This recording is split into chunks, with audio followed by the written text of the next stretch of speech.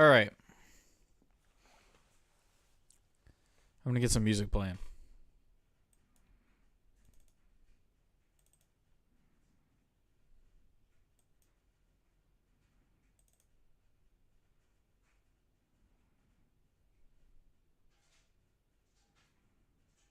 This might get loud. I don't know.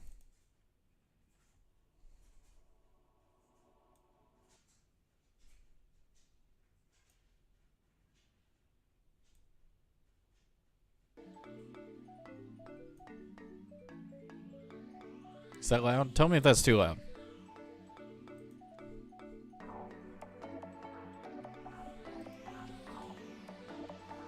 All right, let's get to work. It's a little loud for me.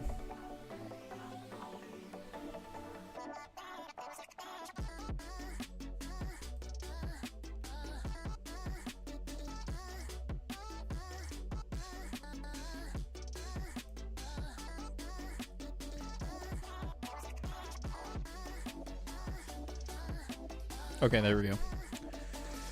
All right.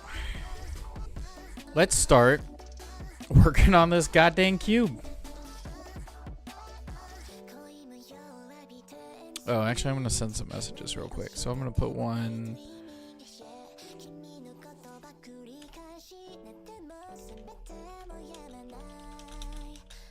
right here.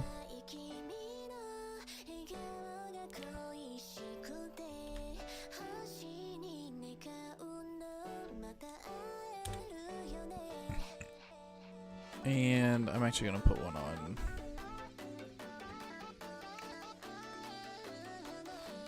Bluesky too.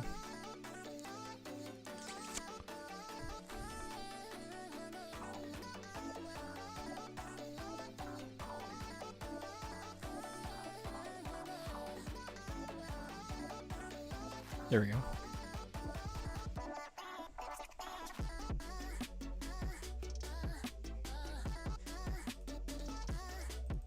Slap this in there and get to work.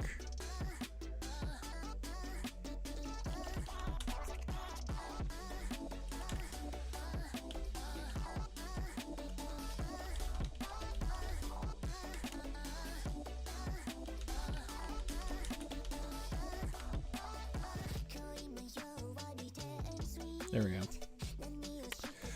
All right. Let's get started. Pack one, pick one. So let's redefine what we're doing here. I have what I call the Tome Shapeshifter Cube. It's a Flesh and Blood Shapeshifter Cube where the idea is that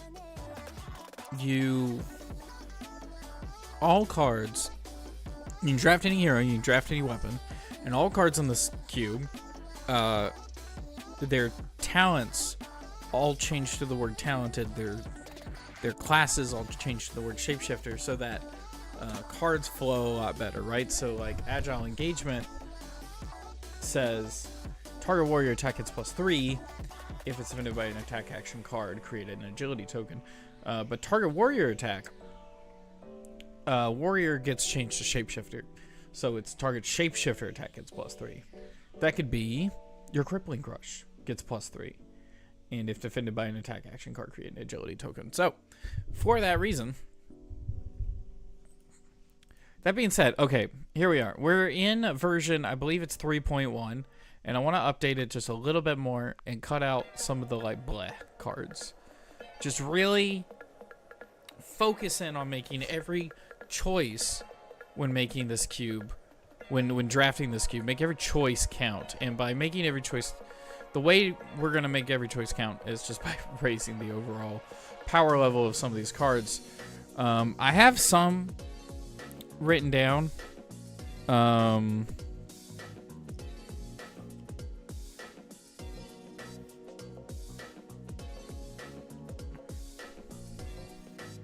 We'll start with a couple of things. Nature's Path Pilgrimage is a warrior action card. This is not Fabry. That's me making the thumbnail. All right.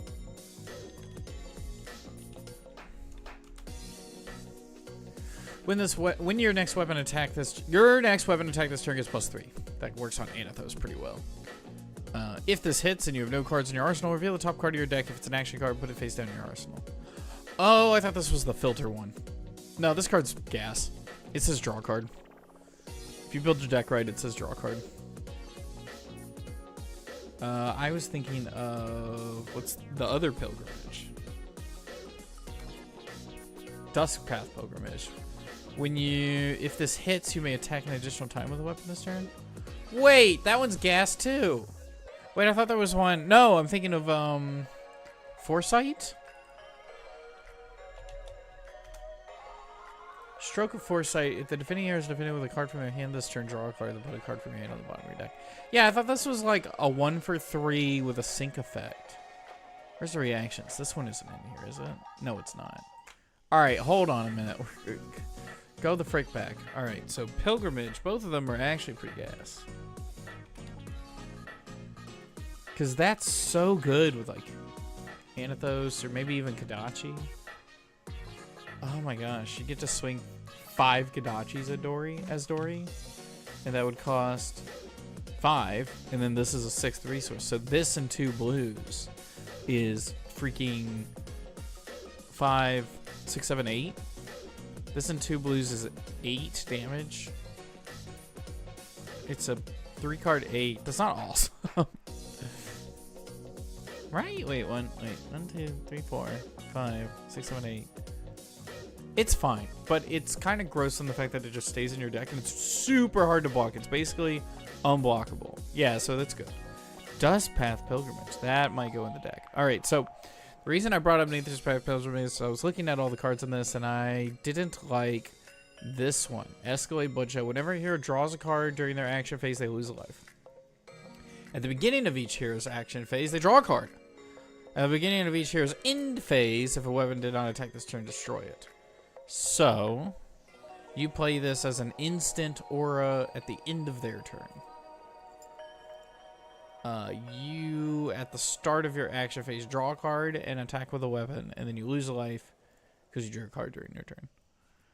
That's fine. Pay a life, draw a card, 100%. Love that every single time. Go to their turn. They draw a card. They don't attack with a weapon. This just goes away. And it's their turn, so they... Yeah, they still lose a life. So you both get to lose a life and draw a card.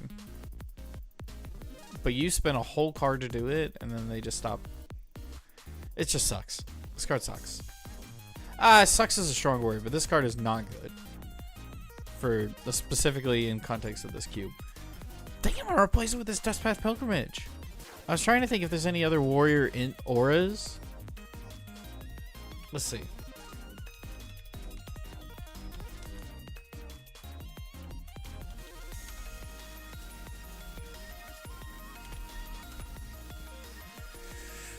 Any other warrior auras? Because the idea of just having an aura is pretty good. Go again at the start of your turn. Destroy this. Your next dagger attacks get go again. 1 card gain to go again. This is 1 card, 1 cost. Weapon attack is +3. Go again at the start of your turn. Destroy this. Then you may attack with each dagger you control additional time.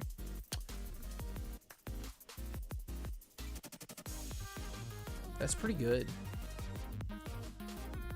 So then it's just like a bonus. As Dory, you can attack with daggers 6 times. It's just 2 blues 6. Plus this card. The other one's better. Your dagger attacks get +1 this turn. And it's blue. And it's a 3 block. And it's a 0 cost.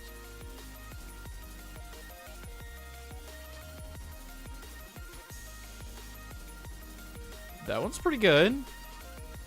Sharpen senses. Your weapon attacks get +1. If their power is greater than twice their base, they get go again at the beginning of your end phase. Destroy this.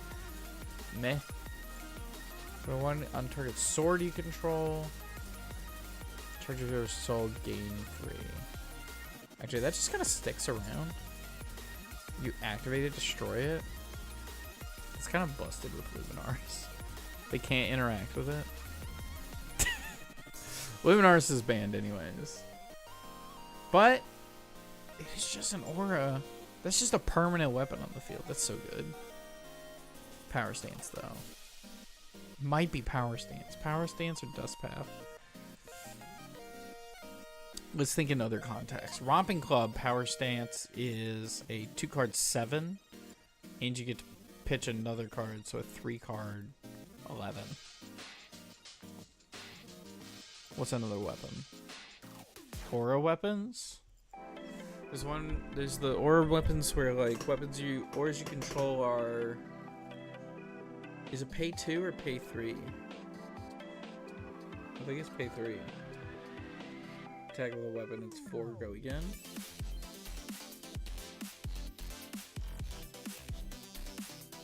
Trying to think of other weapons. Daggers? No. Like assassin daggers.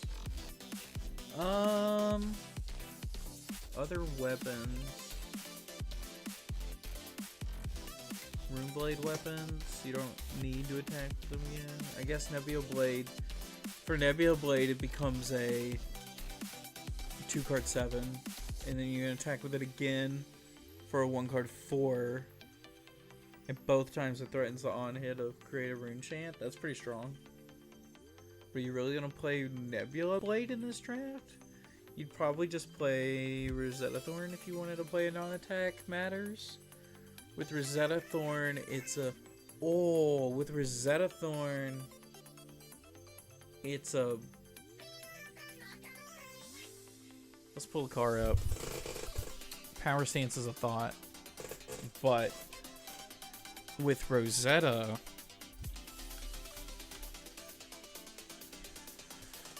This is a 2-card. You gotta give it go again.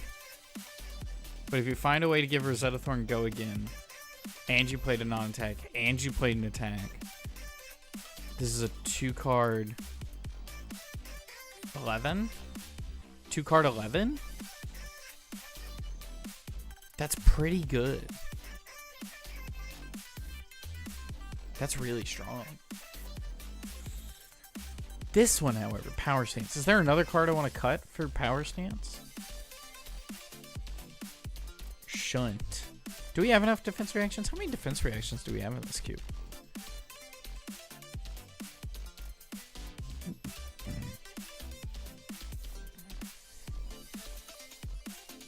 We have no heroes.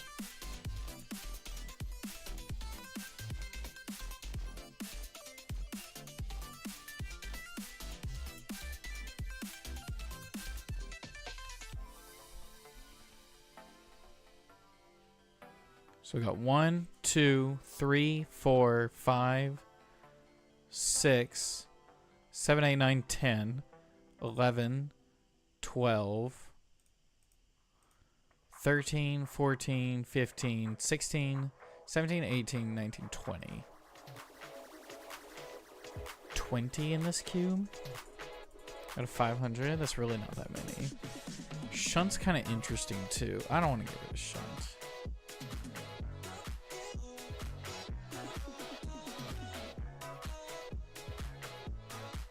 Oh, that was the other thing that I needed to change in freaking this cube is Raisin Army is in it and the new one, Blood Follows Blade, and those are both Kasai specs, and I can't have them both. Target sword attack gets go again, and if this hits, create a Centauri Cell sword token. Let's read that card.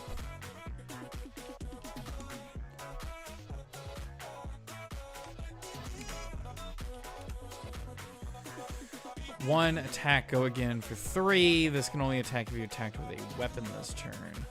Target sword attack, let's go again. Alright, what does this say? As an additional cost to pay this, cash in X gold, you control, create X Centauri Cell tokens. I think this one's better. Alright, let's drop Blood Follows Blade. Let's drop Escalade Bloodshed. Let's add in the Pilgrimage. Red. And let's add in, what was the other one? Power Stance.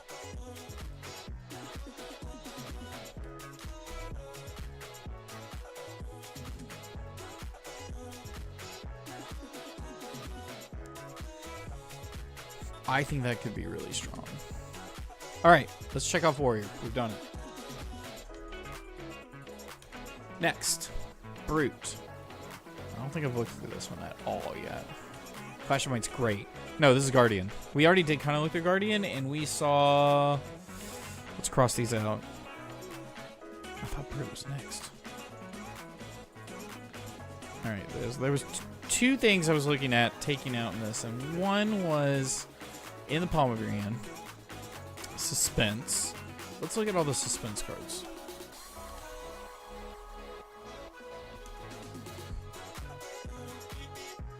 So the main thing was like, this is a 2-card draw 2, but it's over the course of 2 turns. You like set up a big turn in your next hand. Palm was a question mark. I didn't know if that could be better replaced with something else, but I want it replaced with a suspense card because I want suspense represented in this cube in at least a little bit.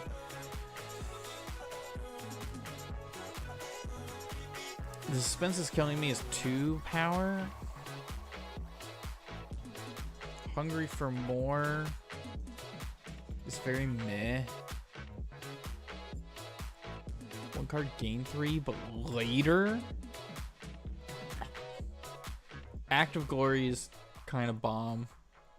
Edge of Their Seats is a 2-card 5 with Go Again. It's like bad Zealous Belting. Later.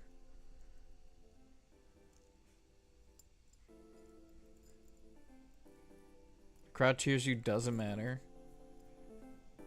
Dramatic Pose. When this enters the arena, target defending action card gets +3 this chain link.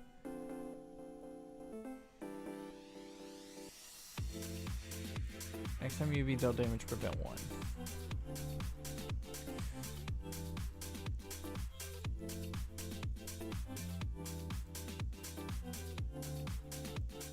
When this enters or leaves the arena, you may destroy an aura permanent that a Guardian hero controls. It costs 2. Like, I'm sorry, it costs 3, so it's like 2 cards. It's this and another card. It is a blue 3 block. It destroys auras? Is that even good enough?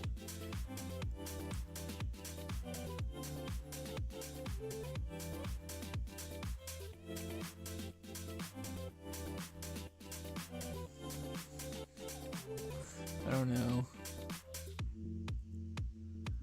When this enters or leaves, you may put a card, almost non-generic card, on the top of your deck. I'm reading it in the context of it being a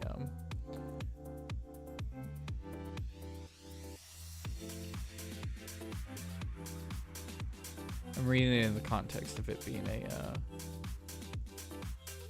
I don't know, in the palm of your hand just makes bigger turns. That's a 2 block. How many auras we got?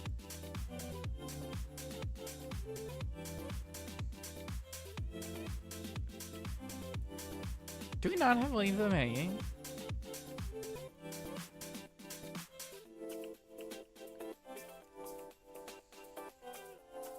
No, I guess we don't. Leave Them Hanging is like very fine as well. I think I like in the palm of your hands. The more I think about it, the more I look at it.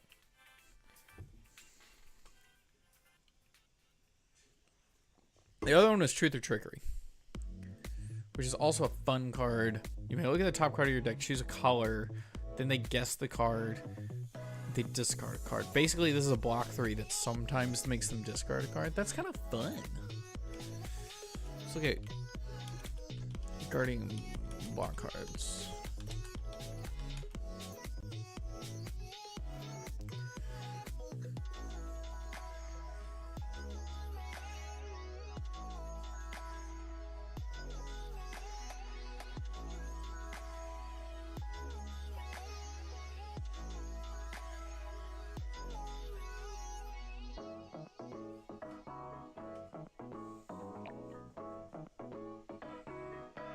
Clash of Shields is funny.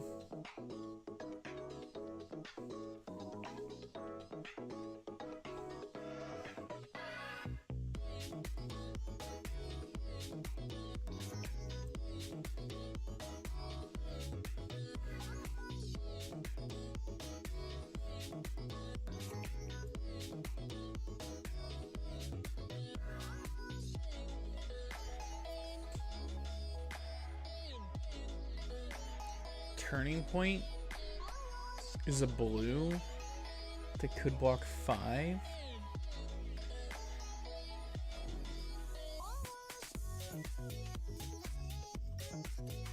I don't hate Truth or Trickery. I don't think it's bad either. It blocks 3 and has potential for upside. You're just going to want to put in a deck that does a thing. I think it's fine. All right. Let's cross that off. We've gone through that. I thought about it more. I looked at alternatives. I'm fine with it.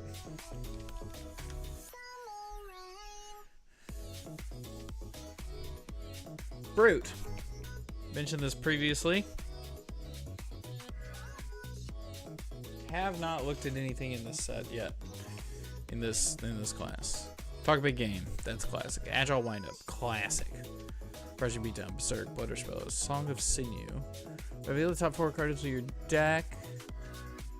Is it like a 0-4 with Go Again? Conditionally. Your next attack this turn gets plus X, where X is the number of cards with 6 or more revealed this way. Put them back in any order.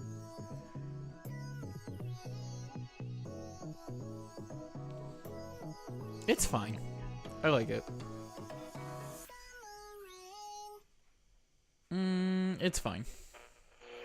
Let's look at Brute actions.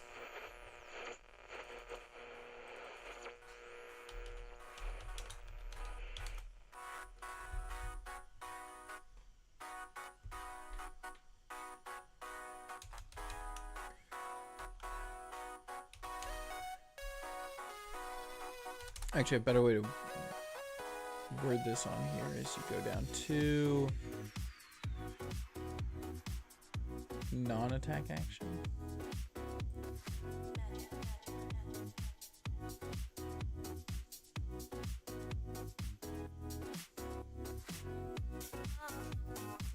And then you choose the class.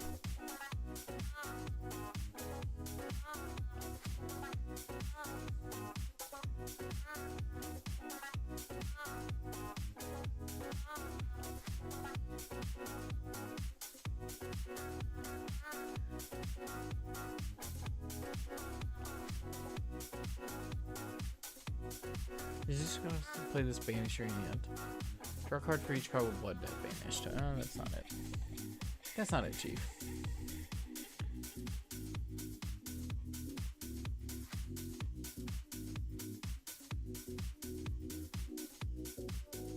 Dig up dinner.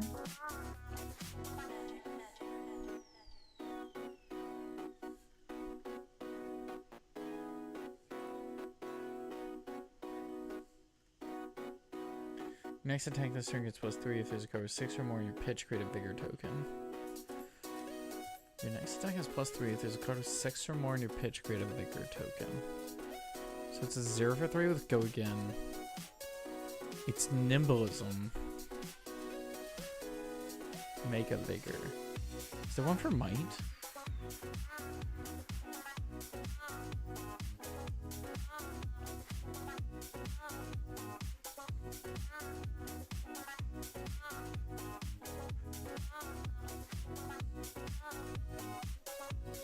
Is there not a Roar for Might tokens? Because that would be dope.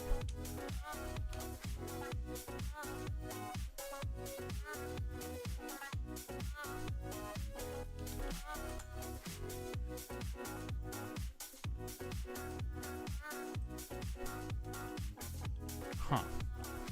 Let's look at the set.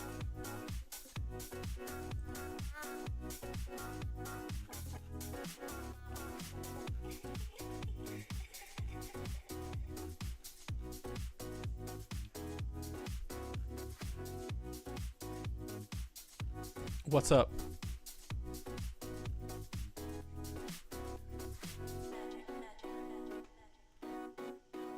There's Vigorous Roar.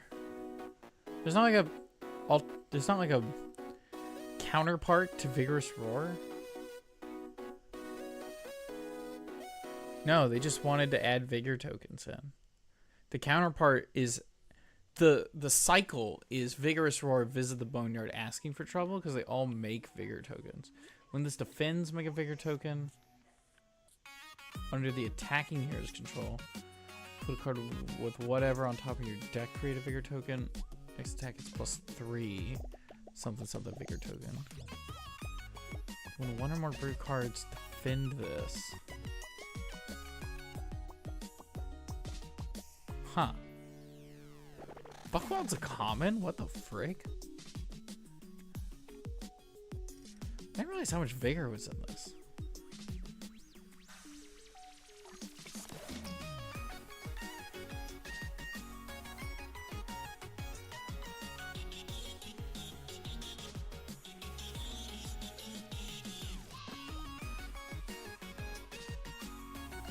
Yeah. I'm not as psyched about freaking Vigorous Roar as Song of Sinew, I don't think.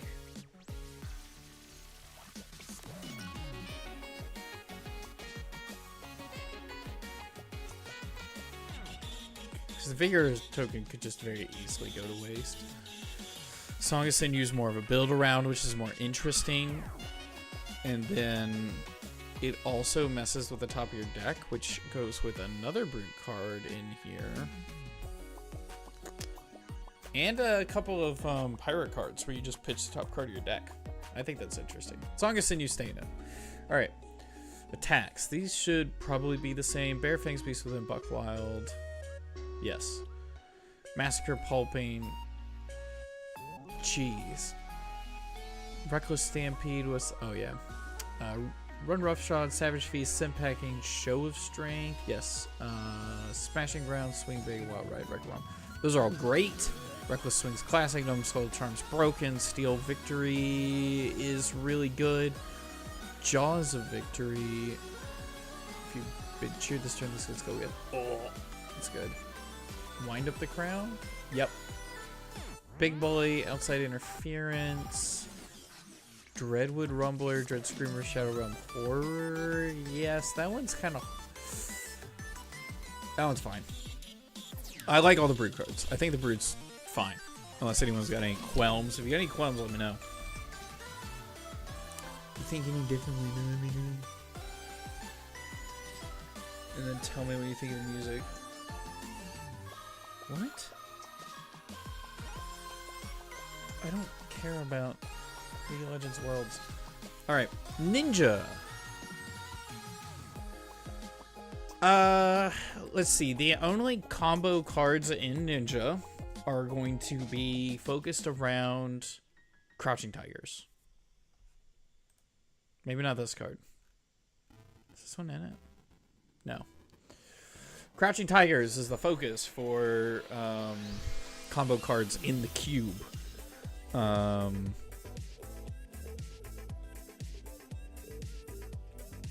So that's one thing. And then also the Draconic cards are just cracked.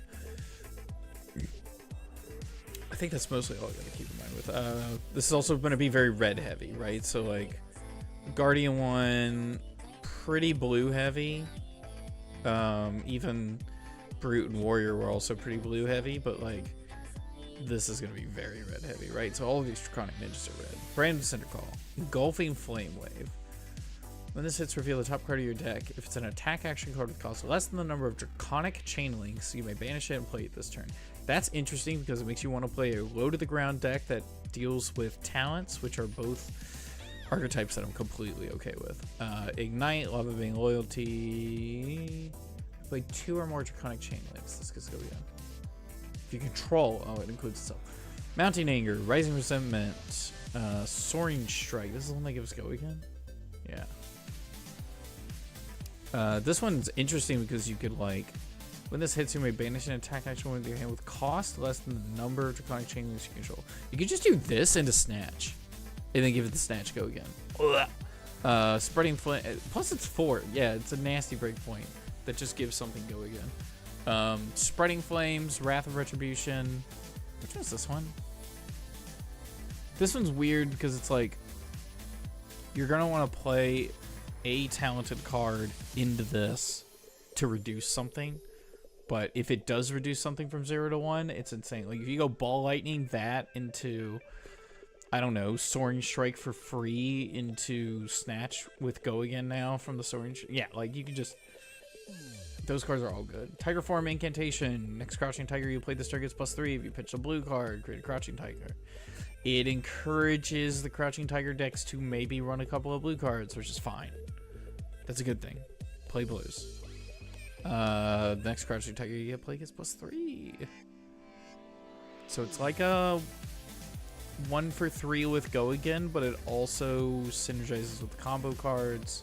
It's also a Mystic card. I think it's fine. This is a 1 for 3 with Go Again, and it makes a Crouching Tiger. Perfect. All lines up.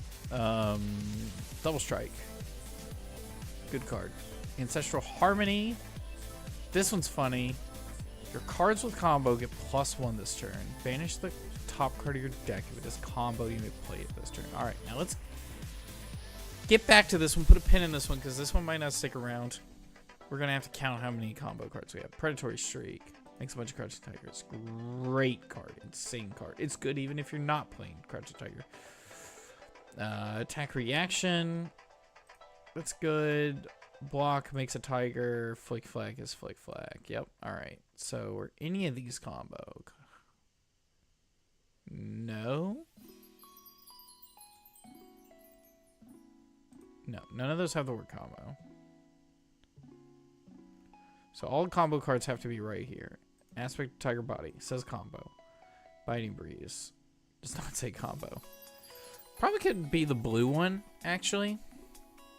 This is 0 for 3 with Go Again. This is fine.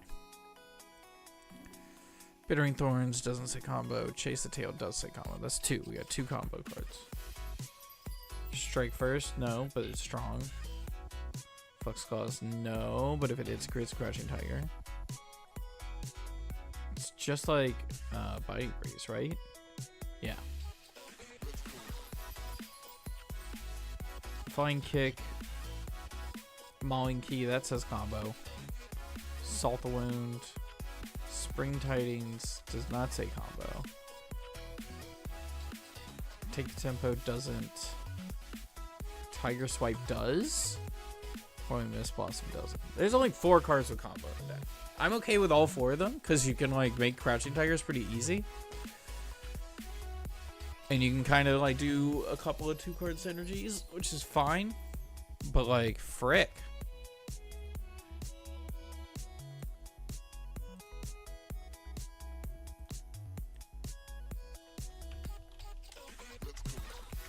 Okay, so I don't like Ancestral Harmony. At first I thought it was a cool Majestic, but now what I'm going to do, I liked all those cards I went through. Predatory Streak is completely fine. I think Ancestral Harmony has to change. There's only 4 cards it hits in the entire draft, not even in your deck. You might draft that and then not have a card. Let's look at Ninja, Pitch, Blue, Rarity Majestic. I think Conceal Blade is in a different deck. Visit the Flying JoJo, put a Surging Strike, and a card combo from your graveyard. Sacred Art.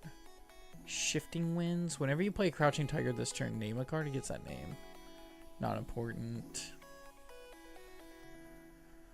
Oh. Wax on, wax off is kind of funny. But maybe not strong enough to put both of them in.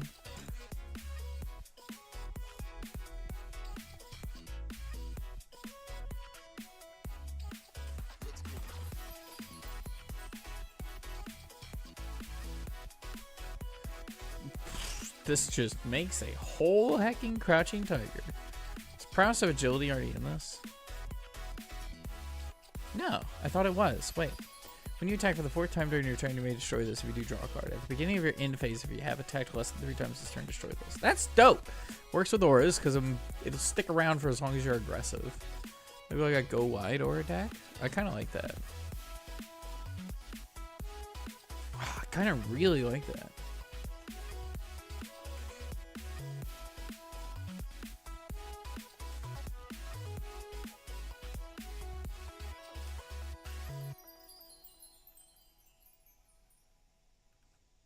Yeah, I kind of love that. All right. Let's take out Ancestral Harmony.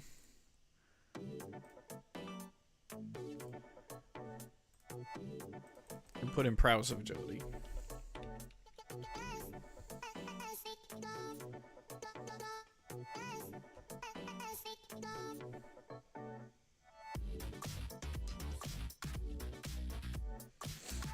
All right, there we go. We have edited that. Where's it at? There it is. Card's great. It says draw a card. I don't know. It's a blue that says draw a card later. It's kind of like palm of your hand in that same aspect where you are just taking value and moving it to another turn to hopefully overwhelm them on that turn. Plus, if your opponent's expecting something big, they might just like sack damage earlier in the turn, just take damage expecting to block something different, and then you drop this. And they're like, oh. So you're gonna end the turn with something nasty, but instead you ended the turn with this. Alright. We're out of here. We're out of Ninja. I don't know. How's everyone feeling? Ranger, we have Codex of Blood Rock, Codex of Frailty. Codex of Inertia could be interesting because that just says draw a card, basically, right? Keep that in mind. Top card of the deck face down in the arsenal. Each hero that does discards card. There's a lot of ways to look at the top of your deck in this cube. That might be interesting. Death Touch Strong, Frailty Strap is the best Assassin Ranger trap. Chilling Ice Vein. Let's actually look at the fuse arrows.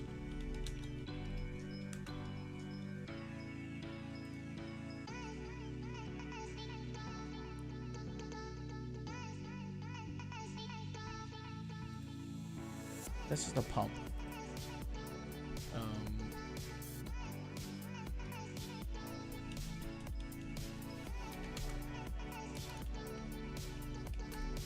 There we go.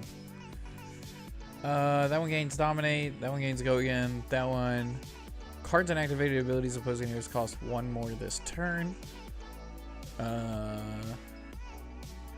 Whenever an attack hits a person, deal 1 damage to them. That's Ball Lightning.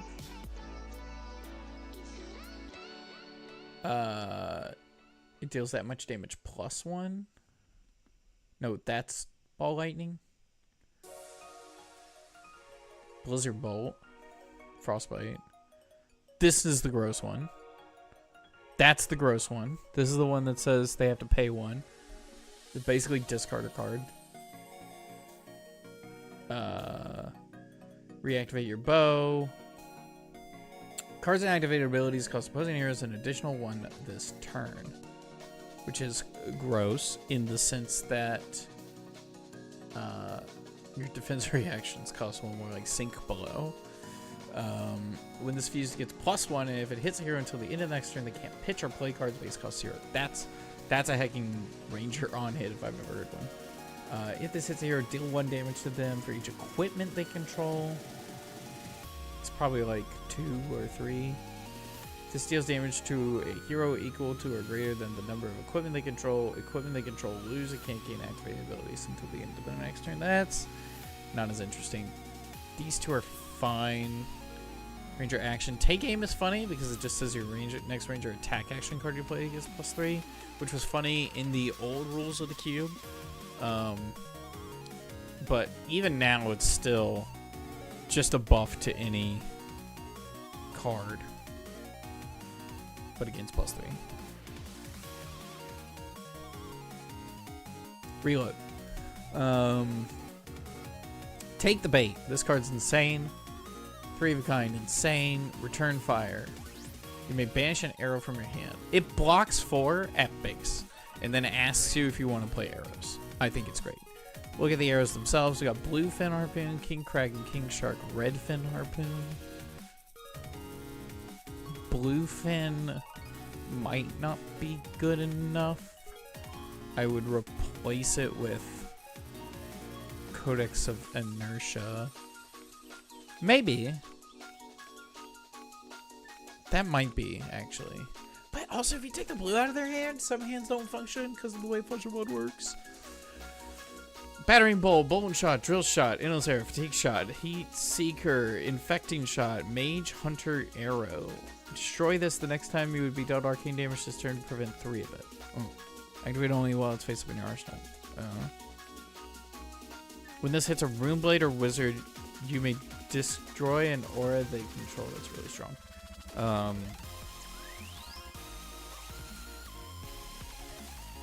Be funnier if it said Illusionist as well. I guess Illusionists aren't mages. What was I gonna look up? Red Spine Manta. Put an arrow from your hand face up in your arsenal. You just do that. And then just sit it there. I guess. Brick your arsenal with this? Is this bad? Is there a way to flip your arsenal face up in the equipment? With the equipment? I don't think so. Activate only when it's face up in your arsenal. I think this card's bad. For this cube. In this context. I think it is. Because the only way you're going to flip it face up is if you have the bow. And you're going to spend your arsenal, basically. You're going to put it face up in your arsenal and then leave it there. And then your opponent can just knows it's there. It's face up in your arsenal.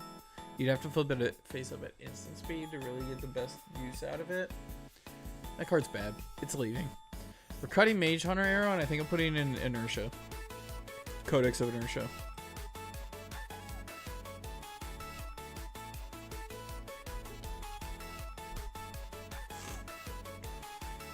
There we go. We got all the books in. It's not a tome cube until you put the tomes in. I liked the idea of the card. And the on hit's kind of funny because it destroys auras. Maybe that's it. Maybe that's why I added it in. Because it... Wait, your hero is always a... Wait, no, actually, that card's great. Spire Sniping. While this is...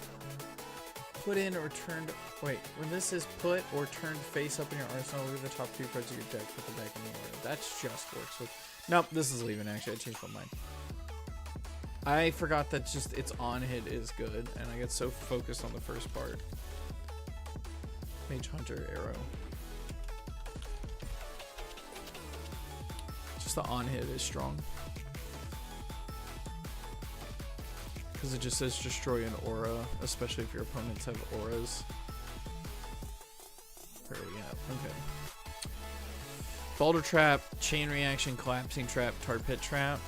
What does Boulder Trap do? Put a -1 counter on equipment the attacking hero controls. That can sometimes just be block 3, deal 2 damage. Let's think about for a second. Cutting. I've changed my mind. We're writing that down.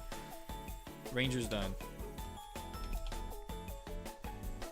Alright, Wizard. Heartbeat of Candlehold. That's pretty good. Verdant Spec gains your life. Depends on your deck. It's a blue block 3 at least. That also has, you know, the upside of maybe you want to gain life. Ring of Roses. Wait, they're both Verdant Specs. Wait, one of these gotta go. It's 2 Verdant Specs. Probably Ring of Roses. First time you deal arcane damage each turn, gain 1 life. Takes your action point as well. This card's gone. Rip the Roses. Light Up the Leaves is insane. Discard this and an Earth card for the next 6 arcane that would be dealt to you this turn. That's great, actually.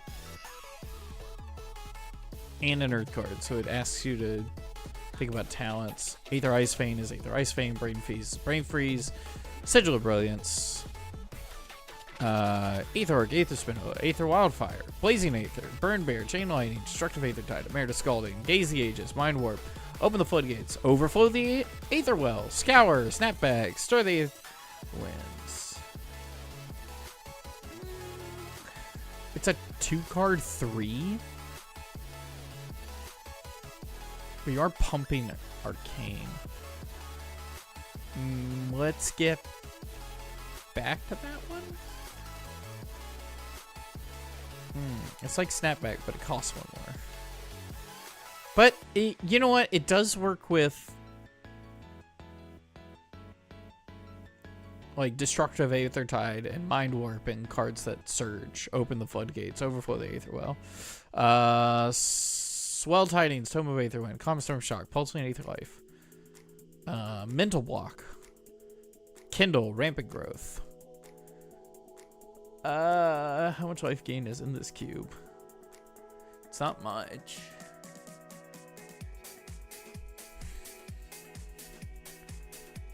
It's probably a 0-cost life, but also a 0-cost amp one. It might be amp 2 or 3. It kind of do a thing. Mental Block, Sigil of Aether, Will of Arcana, those are all great. But I cut... Frick, what was the card I cut? I just did it. What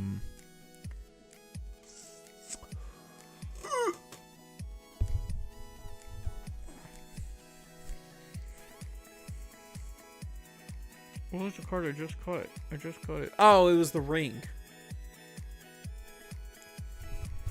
Alright, let's look at some... Rarity, Majestic, Wizard. Chain Lightning's already in it.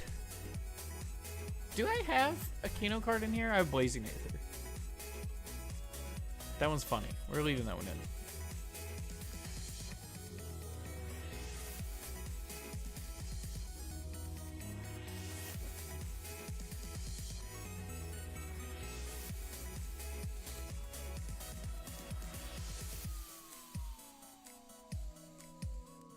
Eternal Inferno was in this cube and it got cut. And it might be funny if it stayed in the cube. You'd have to find a way to get extra action points and buff it. But it is a ton of Arcane. Rewind! Point of discussion recently. Negate target non-attack action card and return to his owner's hand. Then that hero gains 1 action point.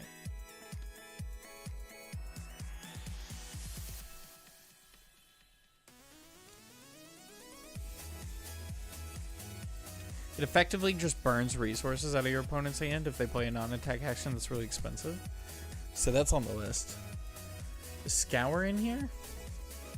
Yes. I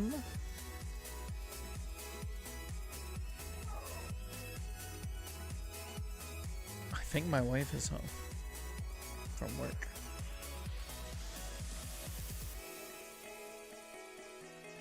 If so, we were just talking about you.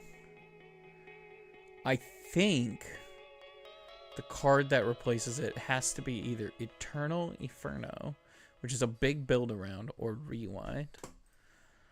Eternal Inferno or Rewind. You can just pick Crucible, and if you find a way to, like, I don't know, create an Eloquence token or Creepers this, you could Creepers this.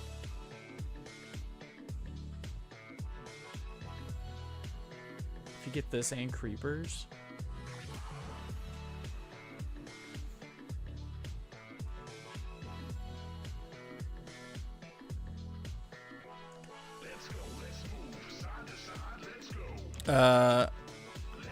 Wife just got home. I'm gonna be right back real quick.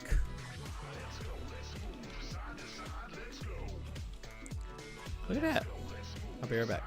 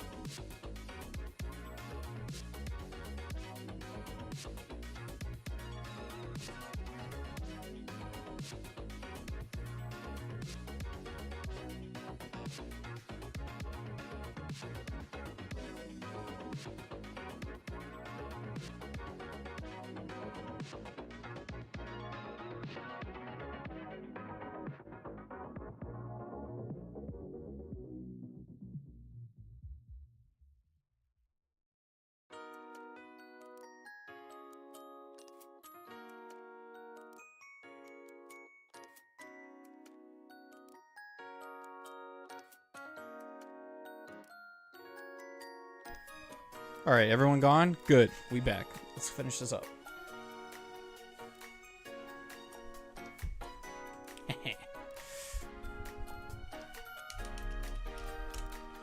Music changed a whole lot. All right, I think we finished Wizard. Yeah, we went through all of them. Wizard. On to Runeblade. Germinate. Florian. That's pretty good. Yep. Regrowth Shock. Broken. Blossoming Spellblade. Broken. Bramble Spark. Broken. Flicker Wisp. Broken. In context. Deal arcane damage to Argue Hero. Action card effects you control that deal arcane damage would instead deal that much damage +1. Force of Nature, Arc Lightning, Skyward Serenade, which is funny because it says you search your deck for a Skizik, banish it, and then shuffle. You may play it this turn. Skizik is in this cube somewhere. Oh, it's under lightning. Which is actually a really funny card. Hey Tim, do you want to help me with this? Kevin sent me a message. You know Kevin's got 1,200 subscribers. He hasn't posted a video in like a month.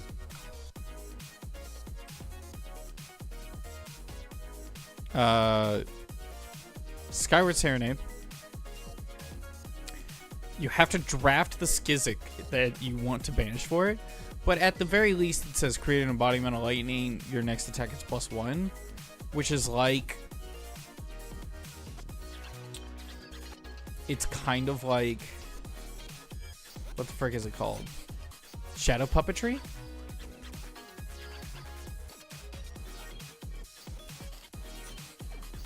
It's kind of like shadow puppetry, except for it's a yellow and it's a 2-block and it's got an alternative mode. I think it's fine.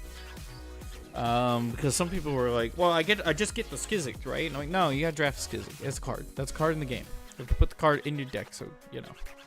Gotta do the thing. Oh my gosh, I just received 1 million messages on my phone. Everyone shut up. Joe sent me a move. Thank you, Joe. Deadwood Dirge. That card's broken. This card's broken. Mauve Skies. Also in the concept of Auras Matter deck. Deadwood is pretty good. Mauve Skies. Runeblade attack action gets go again. So it's specifically a class card. This is the blue one. It makes 1 rune chant on hit. The red one makes 3. I don't think that's so important. Revel is broken. Sonata, Succumb, Malefic, yes. Sting of Sorcery, yes. Especially if I'm gonna have, you know, Flicker Wisp and freaking Ball Lightning. Consuming Volition.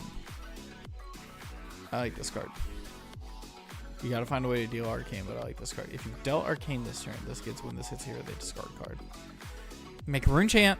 Works really good with a Rune Chant, because then it's like basically discard a card unless you cover these 2 breakpoints, where the breakpoint is 1 damage and 4 damage. Deny Redemption.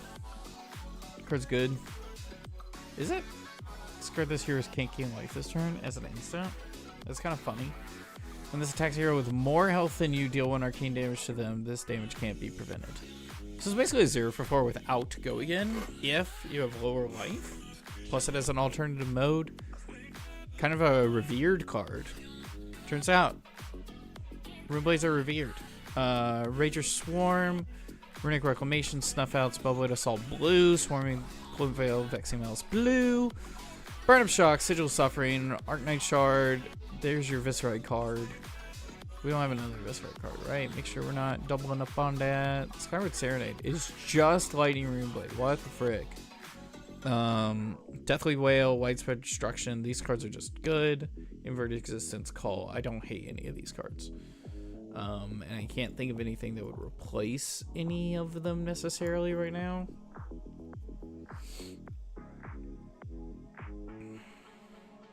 No, I kind of like them all.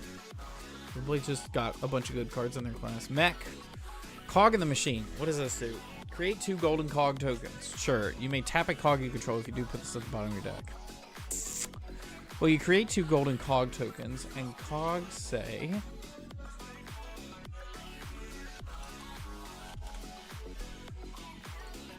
Crank. When this enters the arena, you may remove a stable counter if you do gain an action point. So this says create 2 action points. That's super good. And you can tap one of the cogs to put this on the bottom of your deck if you don't need the cogs for anything, and you don't. Perk up. Your next class card gets +4. You may untap your hero. That's broken in some of the newer heroes, and this card just gets stronger as the game goes on. Scrap Trader. Scrap, scrap. And an additional cost to play this, you may banish an item or equipment from your graveyard. Or equipment. Oh, that's interesting. Gain 2 resources for each card scrapped. It has an action. But if you pair it with something like this Cog the Machine, you have just played a card that gains 4 resources, a card that allows you to play that card for 4 resources. I think this card is good. I can't tell. I think this card is broken. I think there's a way to break this card, but... it just gives you 4 resources. It's pretty good. I don't know. It might not be. Let's look at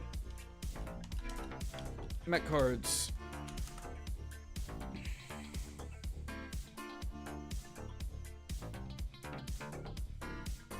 You need a card that basically says if you boosted this turn is not probably worth having. Cogworks Workshop. Create a golden cog. So that says regain your action point. Put a steam counter up to 2 cogs you control. Bad. Fabricate. Equip 2 equipment with protoforms name from your inventory. Bad. Equipment. Bad. Bad. Bad. Yeah. Okay. Do you have high octane in this? Whenever you boost a card, gain an action point. Draw a card. That's...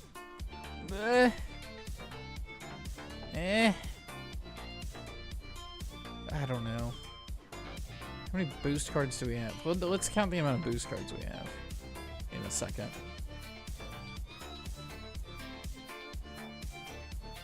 Bad, bad, bad. When this enters the arena with a steam counter, at the start of your turn, destroy this and deals 1 damage to you unless you remove a steam counter. Mech Knowledge is the attack action card. You control hits a hero, destroy this and up to 2 other items in the arena. Oh, you can destroy your opponent's items. Then deal X damage to them where X is the number of items destroyed this way. You can destroy your opponent's gold tokens. Wait, this card's gas. Maybe this replaces Scrap Trader. Absorption Dome. That's no good, right? Annihilator Engine. Backspin Thrust. Is that in this? Yes. First card on the list played.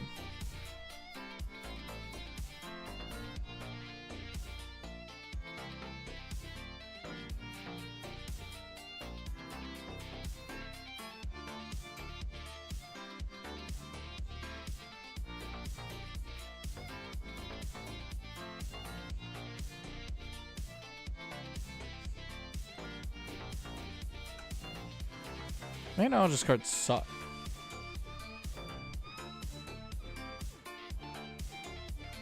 Sounds like a Risk of Rain song.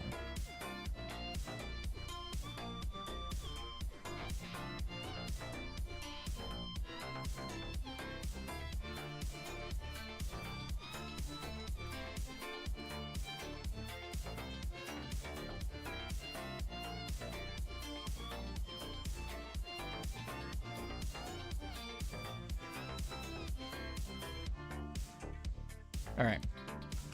Backspin Thrust. This does not have boost. Cogworks Dovetail. Cogworks Zeppelin. This card's great. Dive Through Data. Here we go. Expedite. Heist. Planetary Aeronaut. Sky Skimmer. What's a Zervivore? Soup Up, Steel Street Hoons, T-Bone, Throttle, Twin Drive, 0 to 60 zipper hit. So we have 8 in this cube. I think there's a real consideration for that TikTok bomb and replacing Scrap Trader with High Octane. Let's go ahead and swap this out for High Octane. High Octane is just a card.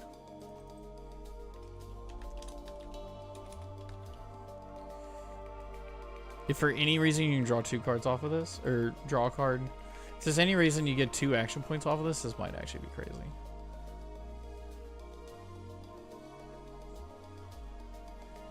Alright, High Octane added. Evo. Jolly Bludger is broken. Steal an item, they control that many items. Backup Protocol Red. Boom Grenade. Cerebellum Processor. Convection Amplifier. Microprocessor. Which one's that one? Oh, that one's good. Null Time Zone Teklo Core. Wait, how many dash cards do we got? Is Teklo Core the only one? Yes.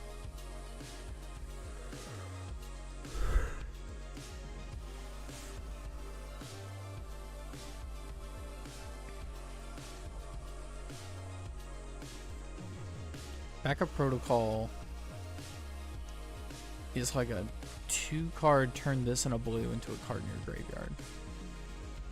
But it also has item synergy-ish. Backup Protocol might be bad, unless you're playing Dio. Because with Dio, it's a turn a blue. If this is on the top of your deck, turn a blue into a thing. TikTok Clock might be more universally better. Let's try it. Is that what it's called? TikTok Clock? Or whatever? I just keep saying that. TikTok Clock. Let's put TikTok in Flesh and Blood. TikTok Clock is a mechanologist action item. It says crank. This enters. I'm done with that. TikTok.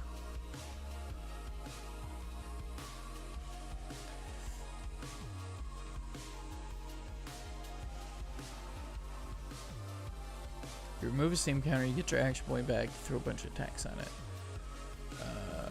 Destroy this and up to 2 other items in the arena, then deal X damage to them, where X is the number of ways things destroyed. So if they have a couple of gold or something, you can sack that. If you have gold, you can sack the gold for 2 damage. I think this card's funny. It's in. It's in the deck. Write down mech, because it's in the EA Sports. It's in the game.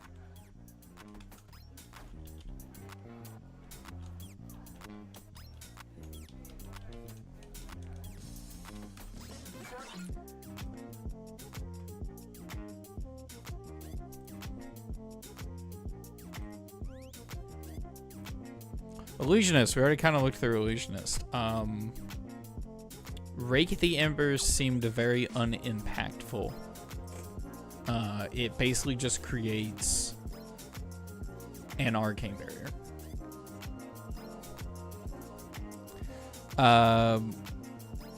Not awesome. 10k year reunion is... It needs another card to make this valuable, and even then at that point it's just a ward 10. And with Kadachi's as prevalent as it is currently in this format, then it's not super awesome. Secum is also a very mid herald. So let's look up some stuff. Let's look up Draconic Illusionist cards.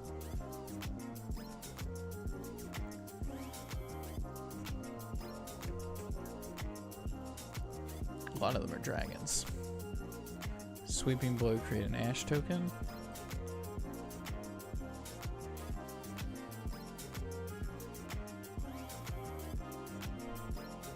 Skittering Sands Transform target ash you control into an Aether Ash when you get +3 until end of turn. That's kind of cool if there was a better way to make ash. Burn them all. Once per turn, when a dragon you control attacks. That's not very gonna happen very often. When you attack a building barrage, transform one ash you control into an Aether Ash. Wow, this is just not great.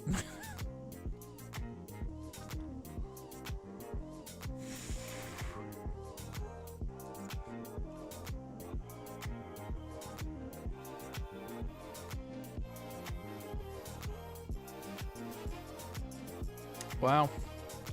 This pool is not great. Because we'll have to wait for 2027. Am I right? People?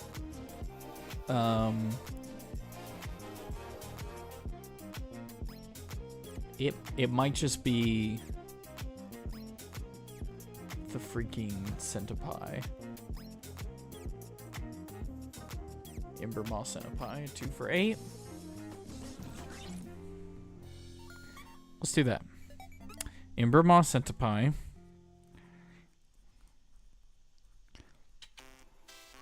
And then we're going to replace a Herald.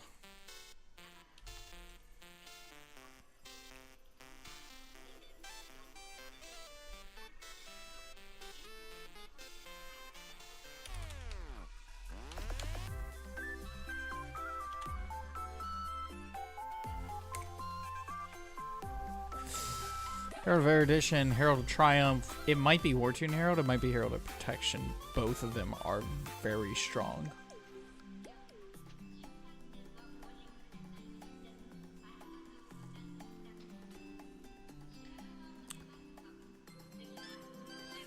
Let's start with Herald of Protection.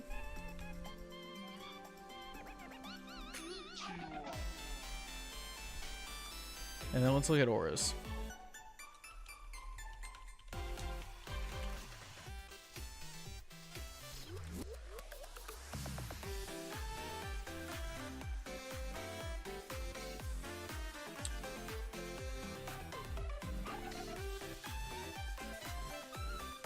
Sigil of Solitude was in the deck at one point because it just is a 0 for 4.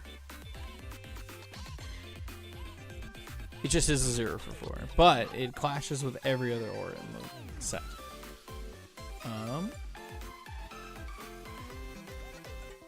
Solitary Companion is just when this enters, if you control no other illusionist auras, create a Spectral Shield. Doesn't have Go Again. It is a 0 for 4. Because it's Ward 3 plus the Spectral Shield. That's better. Solitary Companion is better than Sigil of Solitude.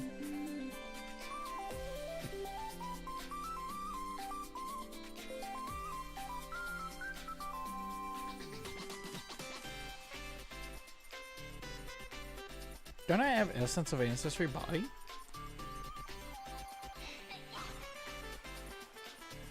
Oh my gosh. I feel like this is missing so much. And this, Waning Spectre, I was thinking about changing.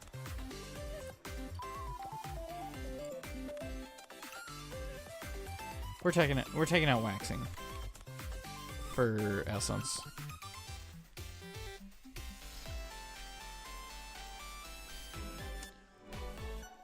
I don't know why that wasn't already in there. Card's so funny. Restless Coalescence isn't in here? Man, what the frick? I think it's fine not being in there.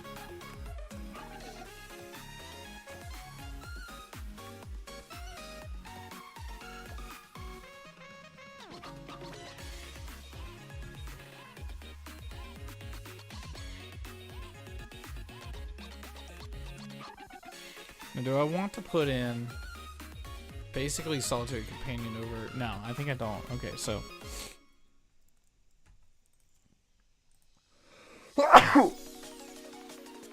Woo! Get rid of this. Gone. Second. Gone.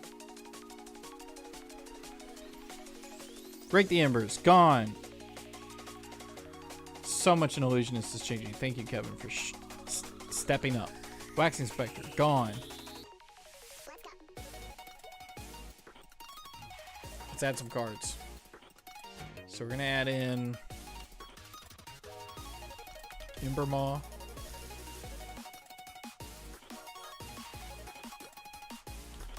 Herald.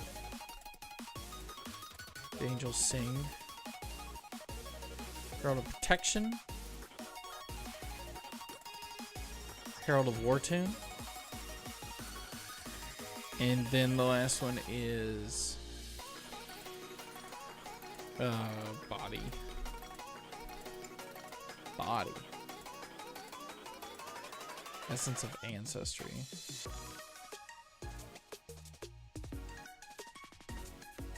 Right? That's what it's called? Already did Ringblade.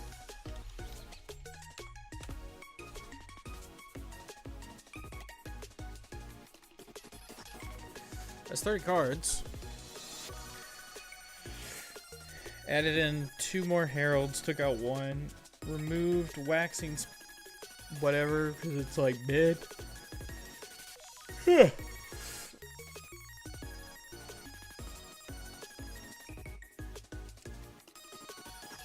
Essence of Ancestry. Body is a funny card. This is a word. I think we're good.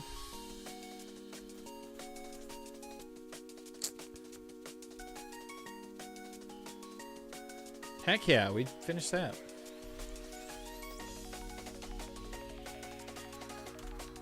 I think next is Assassin. Up 6 a room. Great. Pain on the backside. Pick up the point. Poison Blade. Conceal Blade. Toxicity. Plague Hive. Our Desire Body. Bonds of Agony. Double Trouble. Eradicate. Infect. Infiltrate. Isolate. Leave no witnesses. Persuasive. Pick to pieces. Plunder. Shakedown. Surgical Extraction. Under the Trapdoor. Undercover Acquisition. Plunder the Poor. Plunder the Poor. Kissedent, Just the Nick, Shred, Spreading Plague, Hunter, Hunted, Kiss, Siren's Call, Venomous Bite. I had already looked through Assassin like 30 times. I'm an Assassin player and I've been focused on it a lot. And I think I like where Assassin's at. Read through all of them again, they feel fine. Pirate and Necromancer. This is a fused class. They're both getting involved. Notably, they have basically a rule for them, at least until we get more pirate cards or necromancer cards to flesh it out, where every time Treasure Island is referenced, you create Treasure Island and then the card resolves. So for Charter Course, you create treasure, card goes on the stack, you create a Treasure Island, then the card resolves, your next attack is +3, and you may put a gold counter on that Treasure Island you just created. Portside Exchange. Card's good. Discard card, draw a card. If yellow card's discarded away, make a gold. Filters your hand. Non-attack action for, I don't know, if you're playing Viscerai. It's a blue. It's a 3-block. It's everything you ever want. Tip the Barkeep. Makes rum. Battalion Bark is a great card. Conqueror the Ices. Expedition to Arrow Keys. Dreadfall. Horizon's Mantle. Golden Tip of Blue. HMS Kraken, HMS Marlin. Actually, not enough allies to make the other one worth it. Murderous Rabble. Let me reread these. When this hits a hero, destroy the top card of their deck. Meh. If there are 2 or more blue cards in the pitch zone, it says +1 and overpower. So Battalion Bark just gets +2. And so it's a 3-card 9, which is pretty good. This is a 3-card 7. With overpower, it could kill a person.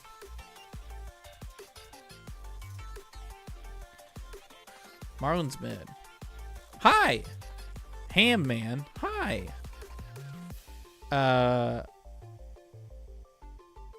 Maybe not Marlin though. Let's go back and look at all the pirate cards and the Necro cards. Murderous Rabble. Pilfer the Wreck. 3 for 7. Makes a gold. That's not bad. Saltwater Swell. Is Saltwater Swell. Swiftwater Sloop. Thieving Varmints. What does this do? 0 for 4. You may, when this attacks, you may remove a gold counter from Treasure Island. If you do, then you're a thief, create a gold token. That's fine. Maybe a reason to play Scurv. Lost in Transit. If you're a thief, create a gold token. When this defends. That's pretty good. Sunken Treasure, Lone Shark, Golden Sky Warden, Blood in the Water, Throw Caution to the Wind. And then all of these allies. Chowder, good. Olympic, good. Ostin, good. Rigor Mortis, good. Sawbones, good. Scuba, good. Swabby, good. Whale, good. We gonna be playing Whaler? Alright. Let's double check these cards. I'm working on this cube. If you have any thoughts on the spot that I'm in or want to go back and look at something, just let me know. Just let me know. I'm chilling. I'm chilling. Let's type in pirate. I think all these your next pirate ally cards are garbage in this cube. Divvy up. Remove half the gold counters from Treasure Island. Round it up. No. Not Mutinies aren't worth it. Not so fast is not worth it. That's definitely not worth it.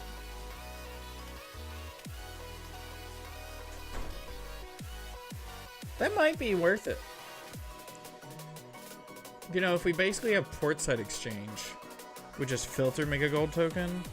This is kind of like it. C4 salvage might be a playable card. And it might be a playable card over Whaler Humperdinck. Or HMS Marlin. Let's look at the attacks. There's attacks in here, right? I know all the Necro cards are basically just not worth it. And we really don't have Necro Sans. Freaking pirate. How does one go about making a cube for Flesh and Blood? Magic was hard for me, but this looks harder having to deal with classes that aren't splashable. It is harder, in my opinion. And basically what you have to do is you have to find classes that already have links, heroes that already have links between them. Are you planning to have a macro for your cube? No, I am not planning. Okay, so I'll answer the first thing first, which is I feel like in most cubes, they find heroes that they want to play that have similarities between them, like an All Draconic cube.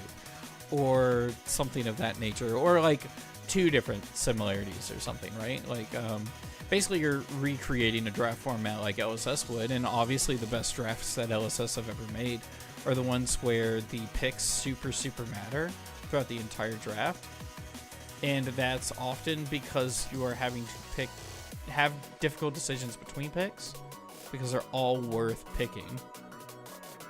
But if your heroes aren't overlapping in some way, then sometimes it just goes on rails, right? It's like there's 5 cards left in this pack. One's a generic, sure, but only one more can actually go in my deck. So even though there's 5 cards left in this pack, there's really only 2 cards to pick from.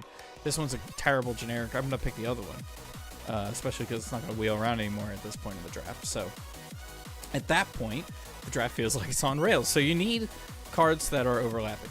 Now, let's talk about this cube. This is a Tome Shapeshifter cube, where as part of the rules for this one, cards, all references to a class name are actually Shapeshifter. All references to a talent name are actually talented. I fought so long and so hard to try to make this cube where I didn't have to do that, and it would follow LSS's guidelines for Shapeshifter Sealed, because I thought that would just be easier. And I was like, there's not enough cards in the game yet. There's not enough cards to represent every class and have them all kind of work together under normal Flesh and Blood rules for a healthy draft. So what I did was we ended up making a couple of rules for this cube, and one of them is Sawbones is a Pirate Necromancer action ally, which basically rereads as Shapeshifter action ally, right? Spreading Flames is Draconic Ninja, so it reads as Talented Shapeshifter. And Spreading Flames says, you know, your talented cards get +1 depending on the amount of chain links you have, right? Those are like kind of the rules for the cube, and that allows you to with this rule set for this cube, it allows me to make one that's much more flexible, and you can play many more things all on top of each other. I think someone told me the best way to make a cube is to start with archetypes, like deck styles that you want in your cube. I want a go wide Phi deck, and I also want a combo Phi deck, and I also want, and you come up with these different archetypes, and then you work backwards from there, right? So you have the archetypes pre-planned, all the, like, let's say there's like 9 archetypes in your cube. Well, what cards would go into those archetypes? What cards can go into multiple archetypes? And you try to, like, you build the cube that way. So good generic pool plus a close design in classes. Yes, 100%. I believe so, 100%. So for Josh Scott, there is no macro for this cube, but now that you've worded it and said it that way, I think some of these cubes rules could just be in the form of a macro that you could hand to people.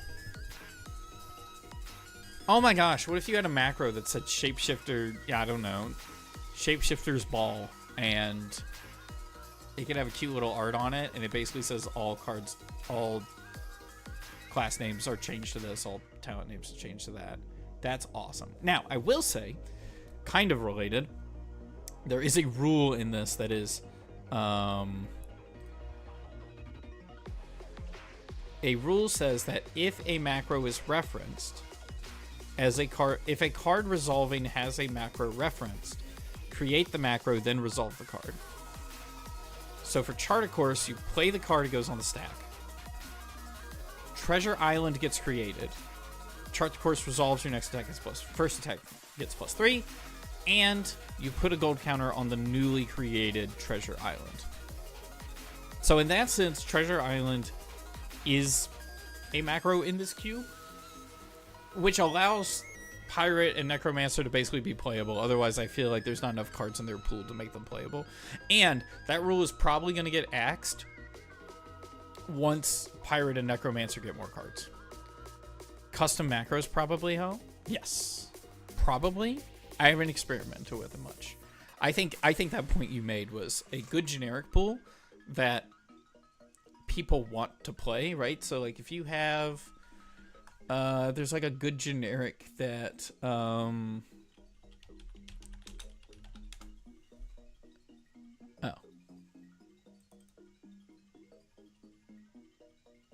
That's not what I expected.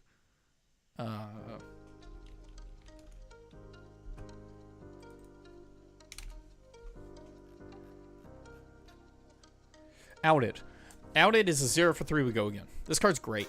This card's insane, actually, as a generic. And when it first came out, Mara and I were like, are they real? This could technically be in certain decks a 0 for 4 with go again at generic common level. And when we saw this card, we thought it was a little pushed.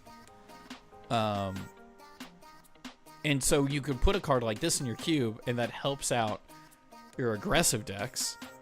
But it also, if your decks don't really want, even if this card is good, if your decks all want to go tall, this card might just get cut every time. If they want to, if only one hero wants to play the generic, or if it feels like it's getting cut in every draft deck, then it's not a good generic. So saying good generic pool, I know you're probably just trying to say that real quickly, but like sometimes a good generic pool means ones that everyone wants to dip into. CNC is really powerful, sure, but does it fit with their archetype? I don't know.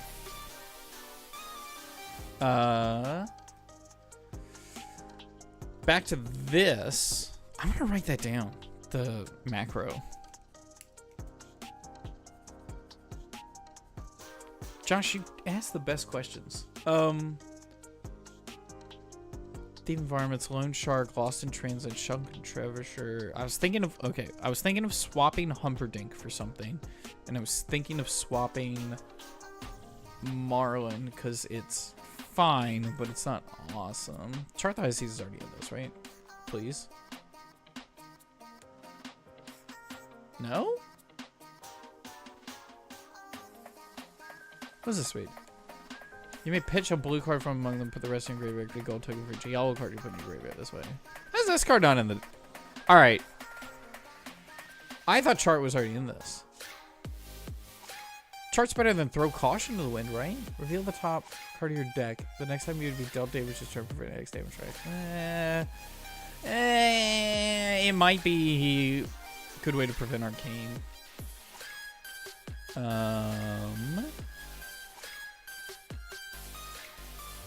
Also, there's Expeditions. Gold Hunters, I think, are not great because you basically want either a way for your opponent to create gold to get its effect. That doesn't really fit.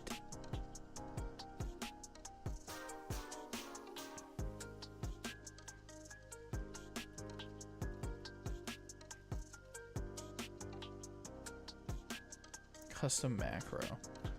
Can't stop thinking about it. That's such a good idea. I'm gonna run it by Mara because it's mostly Mara and Ice Cube. Like, I've been working on it more, but that's because she's been doing world prep, and that's completely fine. But I want to run it by her because I'm sure she's gonna love that idea. But start your turn, destroy this. Interesting. How many cards are needed for a cube? The average cube in Magic is like, all right, so it depends, right? There are cubes where you use different pack sizes and different like there's drafts where you like pick 2 cards, there's packs where you draft 10 card packs. It really depends on, you know, what you want to do with it. That said, there's a reason trading card games have kind of standardized the amount of packs you get in cards you get in a pack and how many packs you get. It's just a really efficient and good way that, you know, it just feels good. It just feels good. And it just plays with the game. And it's something everyone's used to, right? 3 packs of 15 cards-ish. Sometimes 14. Sometimes 16. 15 cards-ish. And so in that sense, let's say it is, you give your players, which also that's a good number, right? So let's say they're 15, all 15 cards in a pack are playable, then playable-ish, then you end up getting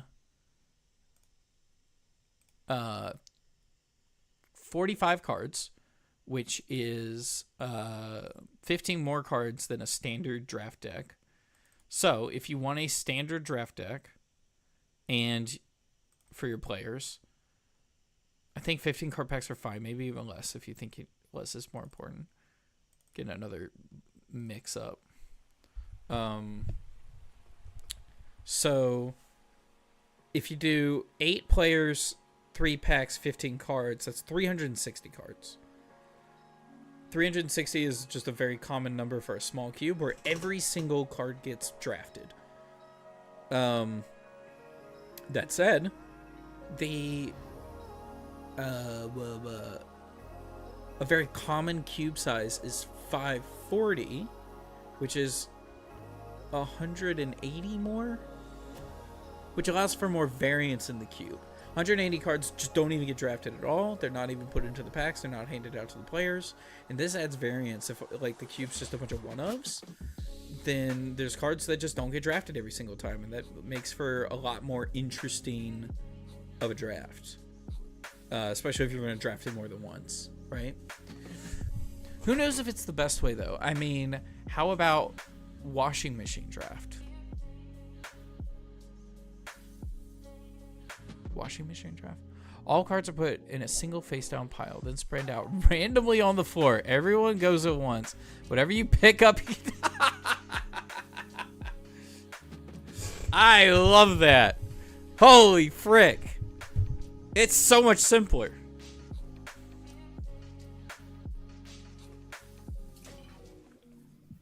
Bunch of face down cards, and whatever you pick up, you put in your deck. That's so good. If you're looking for a, like...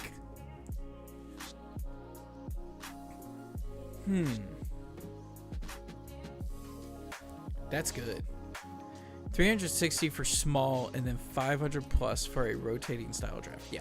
There's also some drafts that are like 720, which is obviously double 360, and the idea is every card's playable, but you have 16 people draft the cube, and it's got added variance because let's say every card in the deck is one of, then like only one of each card get drafted.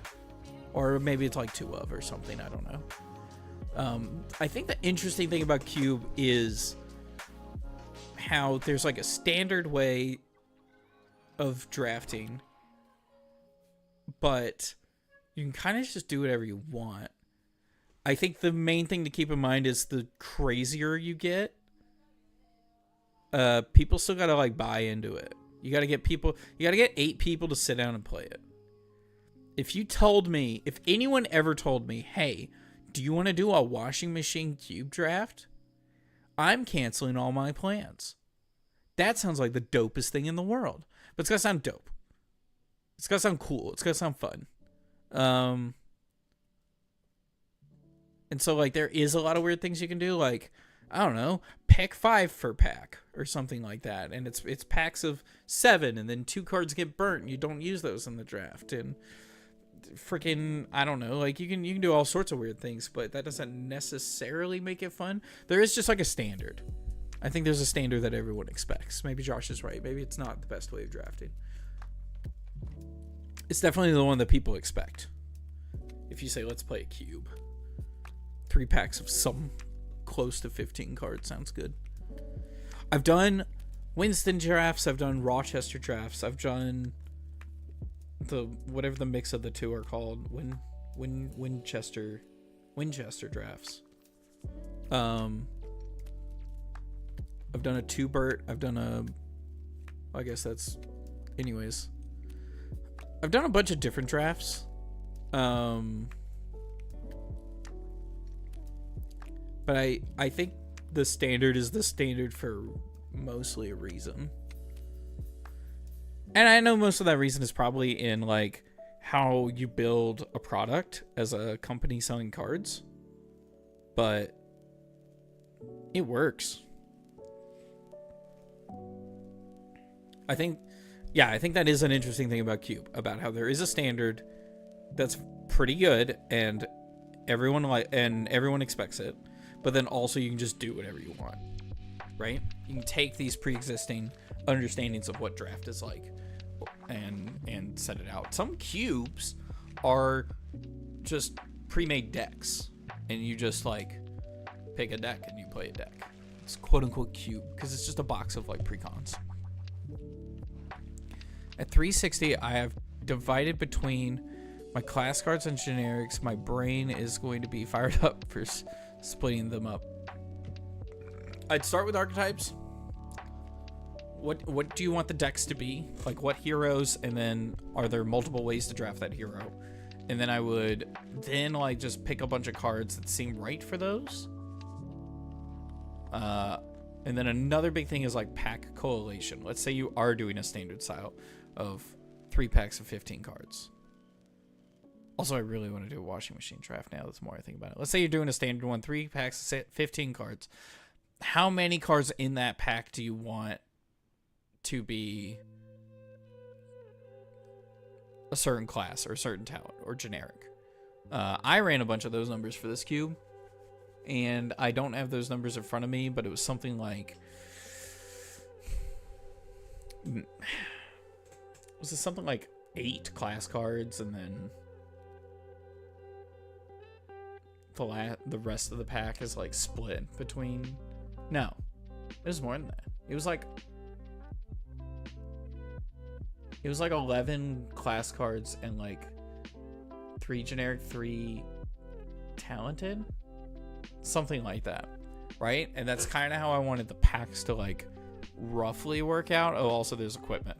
And that's another thing is do you want just like every pack has to have a certain amount of this class and a certain amount of this class, a certain amount of this one, and before each draft you don't like put the cards into the packs, but you have like piles of different stuff, and you're like, okay, add 2 from this pile, 2 from this pile, 3 from this pile. That builds a, you know, a pack. Might start with a Volcor cube and expand from there. Throw in Kano there as well. Heck yeah. Great suggestion. If you go to thefabcube.com, they just have a bunch of cubes on there, including more famous Flesh and Blood cubes, like the Midwinter cube. And you get to like read about them and see what other people have thought of. It's totally fine to like steal ideas from others, pick and pull from different things. Good artists borrow, great artists steal. And I'm a thief. I'm gonna check my opponent. Where the frick was I? HMS Marlin sucks. Whaler Humperdinck sucks. I think I'm gonna let in the last expedition that I didn't already have in here, which I think is Blackwater Strait. And then I think I want to add in Chart the Ices. Those cards are funny.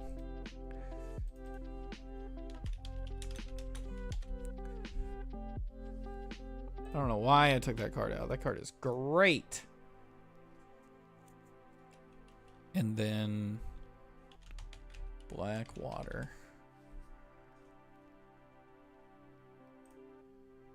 There's the there's also, like, if you've heard of Dan, which is a magic cube where you both fight over having the same creature. You have the same deck, and there's only one creature called Dan, and you share a deck with your opponent, which adds a whole twist to the entire thing. And there's a Flesh and Blood equivalent called Can, where you both play Kano, and you both fight over the same deck, and it's very hard. It's very difficult. Destroy the top card of their deck. Why don't I destroy this card from the cube? Not interested. Whaler Humperdinck, after talking with other people, paying 6 mana to playing a 3-card ally, to which your opponent can probably clear with 2 cards. That doesn't probably have go again unless you like create an action point or are playing gravy. Not good. It's too much of a commitment. These other ones much less of a commitment, but I'm gonna call that one done.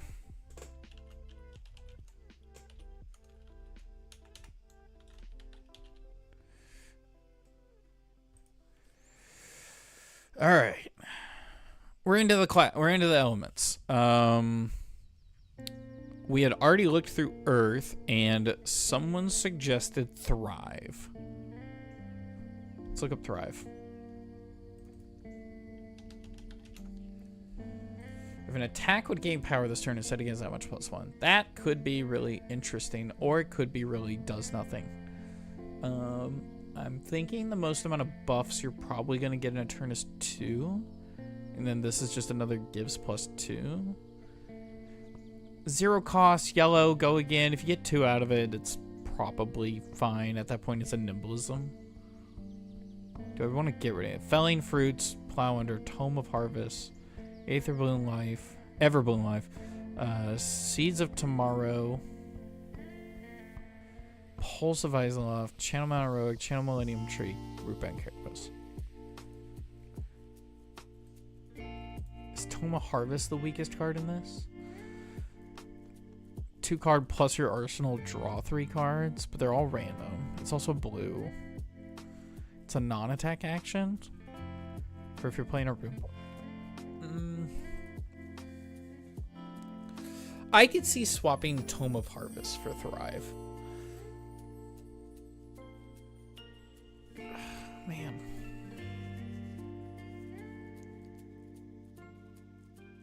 Seeds of Tomorrow is good in this cube. Let's drop Tome of Harvest.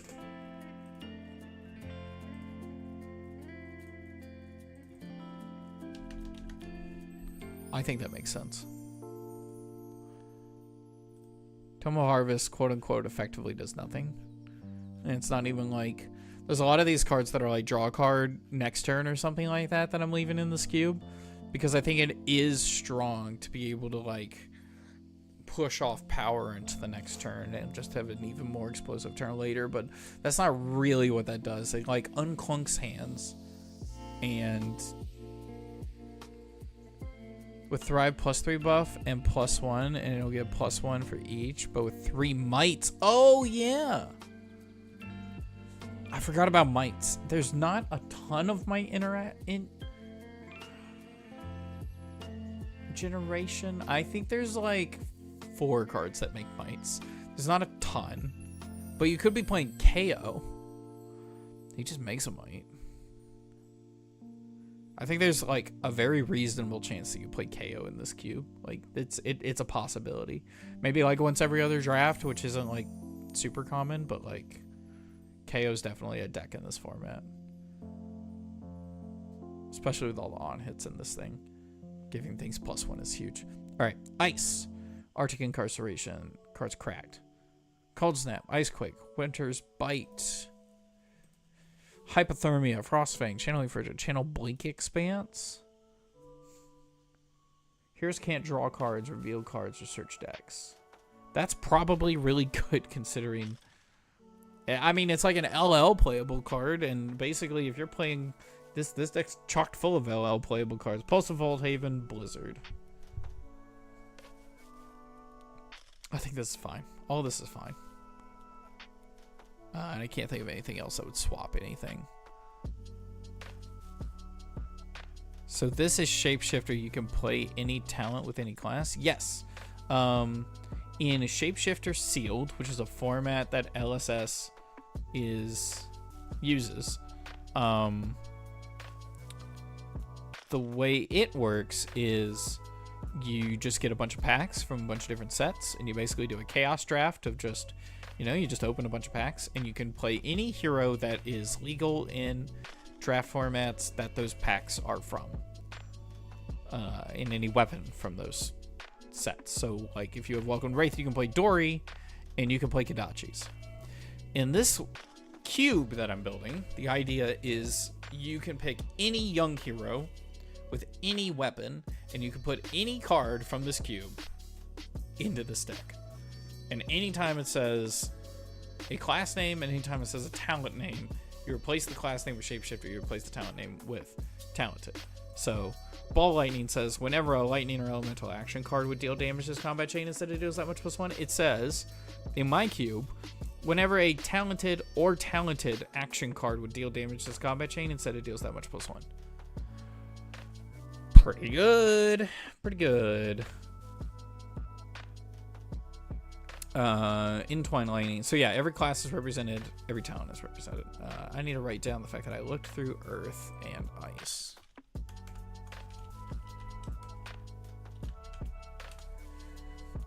Entwine Lightning is a 0/4 Gogan, because all it says is Talented Fusion. If Entwine Lightning was fused, it gains Go Again. All you gotta do is show a talented card in your hand, and it gets Go Again. Ball Lightning, Current Funnel, Gone in a Flash, Lightning Surge, Skizix, Channel Lightning Valley, Sigil of Connectivity, Electromagnetic Somersault, Lightning Press, Conductivity. This one is Arcane Shelter 1, which stops Arcane, which is important to be able to do. And when this leaves the arena, creating an embodiment of lightning token. Importantly, if your opponent doesn't throw you Arcane, this is just an aura that sticks around the field. So if you're playing Aura Matters decks, this is an aura that basically your opponent can't interact with unless they're doing Arcane stuff or playing a card that interacts with auras, which is great. It doesn't disappear. Ball Lightning works on generic and ice cards. Yes, and it's crazy. I'm trying to think of a funny play that happened in one of our test games, and I can't think of something off the top of my head. But we've had some wild plays. Someone played Oakenold, and they revealed... I don't remember what it was, but it's basically any talented card twice. Because it just says Talented and Talented Fusion. So you just reveal, I don't know, Ball Lightning, and then you reveal Ball Lightning, and then Oakenold is online. So, kind of crazy. Actually, so that's why, well, Icequake's just strong in general, but that's not why. I think Lightning is good. Light. Okay, this is where the cards suck. light cards and shadow cards have not been expanded upon in a powerful way. Great Library of Solana, sure. But right now, I have Celestial Cataclysm, Illuminate, United We Stand is fine, Soul Shield is fine, Illumina Lance is fine. You gotta find ways to put cards in your soul, which there are a few ways in the, you know, Warrior and Illusionist, but Break Dawn, if next time a Shadow Source, which is a talented source, would deal damage this turn, prevent 4 of that damage. It's fine. Glisten's broken because it works with Spectral Shields in a very broken way. Tome of Divinity, and there's many ways to make Spectral Shields. Light and Shadow will be added early next year for sure. Hopefully. I want to update some of these cards. Tome of Divinity is broken. But like, Illuminate is 0 for 4. I guess it's fine. This is the card I'm not excited about. This is the best non-class light card. This is the 10th best non-class light card I could find. It's a 2 for 5. If you pitch to yellow, it gets go again. I hate this card. But it's the best that I have. Okay, so that's the interesting thing that I really like about this cube, is that it grows and evolves, and as LSS comes out with more sets and expand on classes and talents, this thing is only going to shapeshift into stronger and better, and Blistering Assault will hopefully be phased out for something else. But for now, I labored on light for a long time. I already know the light's gone through pretty well. Blistering Assault, not great. But at least rereading all the names of the cards is probably good. Would cards that check for Royal check talent check? Yes, I think Royal is a talent.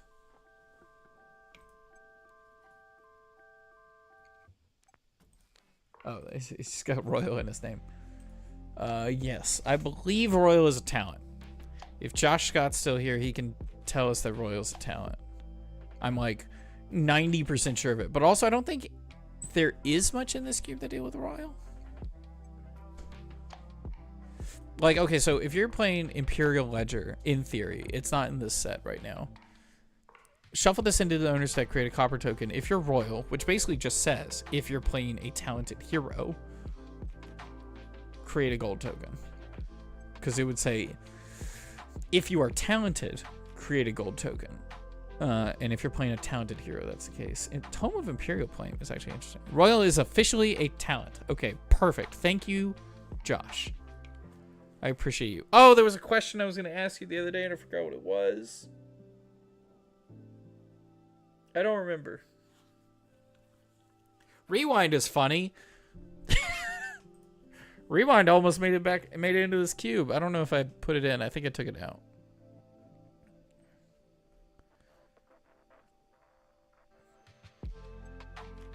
I was looking at Rewind or something else. I don't remember. It didn't make it in. I put something else in. Oh, no, I didn't put something else in. This is 29 cards. Frick.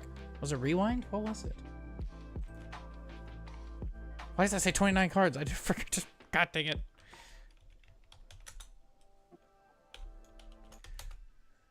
Oh, whoops. It was Rewind or Internal Inferno. I forgot which one I wanted to put in. I still don't remember. Internal Inferno is funnier. Rewind is strong. This is how I remember the difference between talent and class.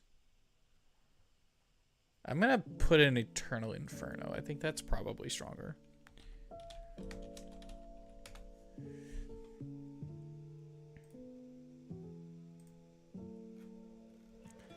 Triple checking.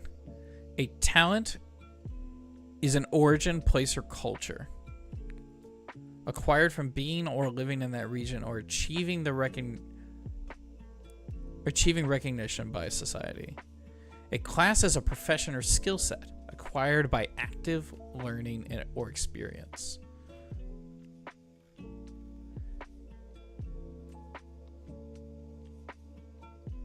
Does that mean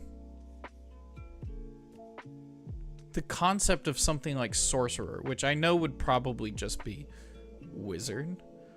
I think by definition a sorcerer is like handed down magical ability, whereas like the concept of a wizard is you like learn and study the art. A sorcerer would be like a talent. I don't know. I'm reading into that too much. I think that's a very good. That's actually a very good description. Is a statement like that on the LSS website?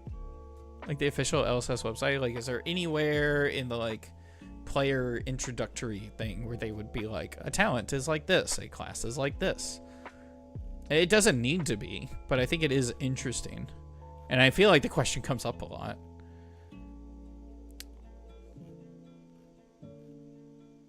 I remember there was a time where people were like, thought mechanologist was a talent because of the way borders worked on card art.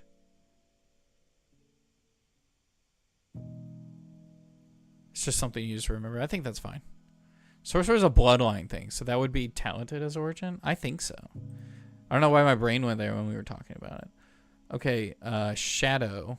Dimensional Vortex. What does this do? You may play this from your banished zone. If you do, it costs only 1. Each hero banishes a card from their arsenal. It's like Cole, except worse and costs 1 and isn't an instant. And you can't pitch it. Wait, why is this in there and not Cole? Oh, Cole's a Runeblade card. That's why it's not in there. All right, never mind. And it blocks 3. This card's insane. I think Dimensional Vortex is fine. It's funny, Chain Ender. Turn Ender, your opponent's expecting you to do something else, and then you're just like, banish your arsenal.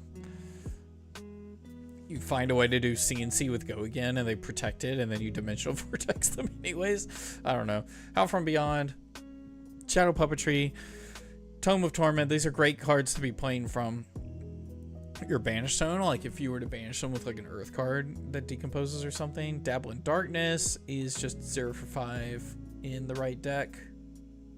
0 for 4, I mean, in the right deck. Hopefully gets phased out by something better in the future. Ghostly Visit is good. Mutilated Mass is good. Soul Reaping is stupid. Void Wraith is other Ghostly Visit. Chains of Memphis. Dear Lord, I can't read that.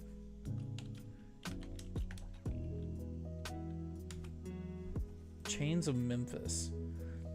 There's so many words on this card. What card has the most words on it? Do we know? Is it Endless Winter? I bet Endless Winter has the most words on it. Do you count? I guess you wouldn't count. You probably don't count Reminder Text, but like for the sake of how cluttered a card is, Reminder Text still fills up space.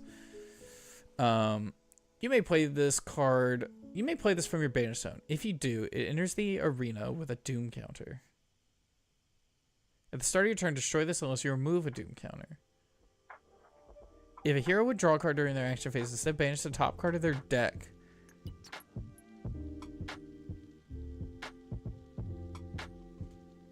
If a hero would draw a card during their action phase, instead they banish the top card of their deck and may play it this turn.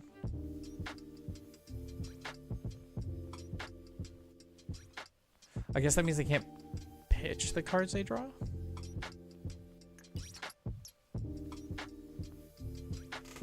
Card's fine.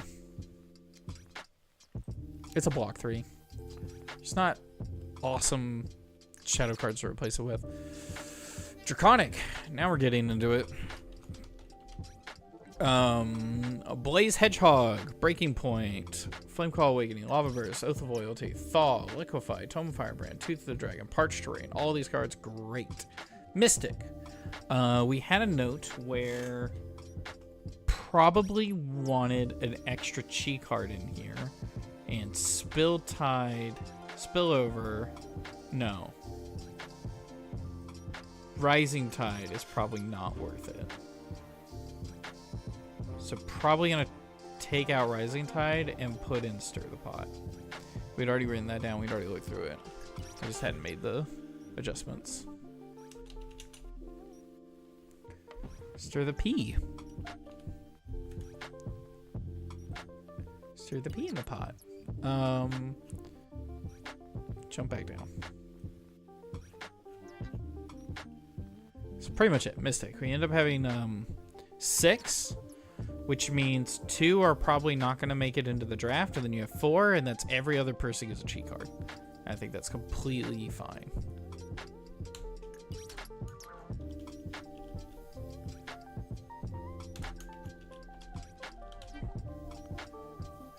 Revered and Reviled get their own set. When we get some more revealed and reviled cards, maybe they'll be their own separate talents. And at that point, I'm going to have to change the math numbers on how many of each talent are in this. But for now, we have a good, clean fight. Card's great. It's got funny rules interactions that I love. Comeback Kid. This attacks a hero if you have less health than them. Cheers you. This is basically a 2-card 8.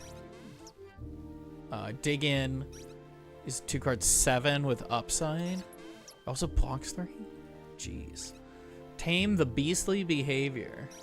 When this attacks a reviled hero or a talented hero, this gets +1. When this hits a talented hero, put a card from their arsenal on the bottom of their deck. That's great! Holy frick. That's so good. I'm so glad I put that in there. Who's the tough guy? 2-card 7, but it only requires 2 pitch. When the combat chain closes, if this didn't hit, the defending hero creates a toughness token. It's awkward to block, so they're not likely to get the toughness. I think that's a good card. Cruel Ambition. Create 3 might tokens. Go again. That card's great. Sadistic Scowl. Intimidate. Your next attack gets +5. That's a good card.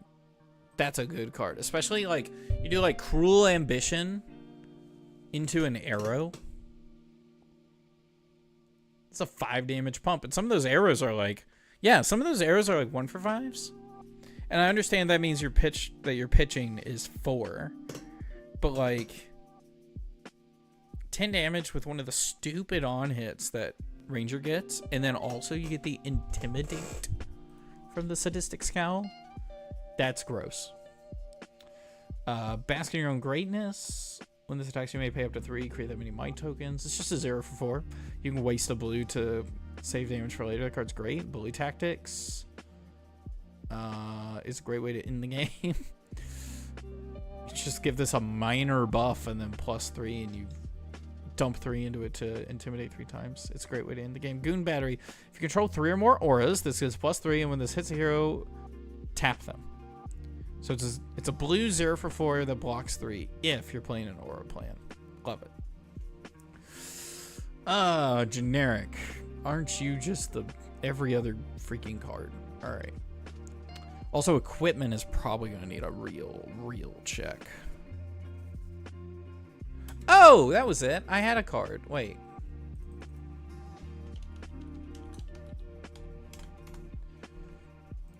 Blood Tribute. I had a card that I wanted to move into Shadow. Blood Tribute. I was looking at this card and I was like, I want to put this in Shadow. Opt 3, then banish the top card of your deck. What's the light equivalent to, or the light foil to light instant?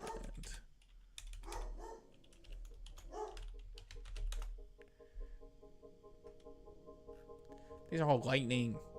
Blinding Beam? No, because that was like Spew Shadow was the foil to that. It was a Ray of Hope.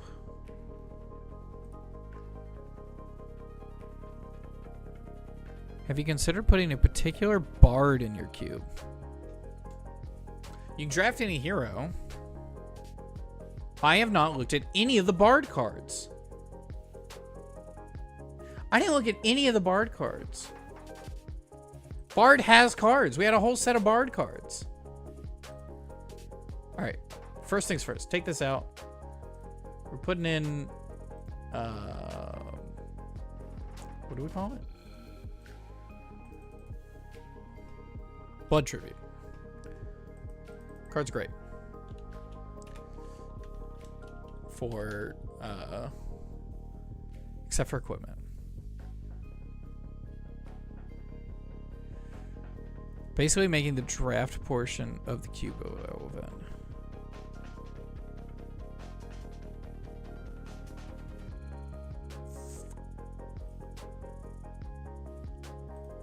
Huh?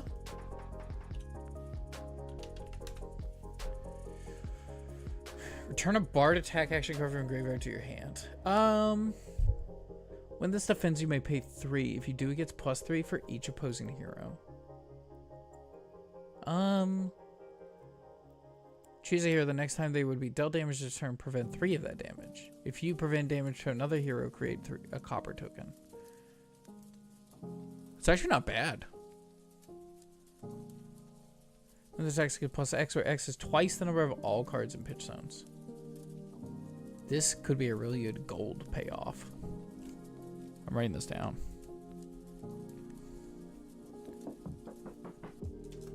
Destroy this. Each hero creates a bigger token. Oh, Quick Step. I think Quick Step is a broken card. Each hero creates a Quicken token. It's a Quicken token. It's not an Agility token. This card's busted.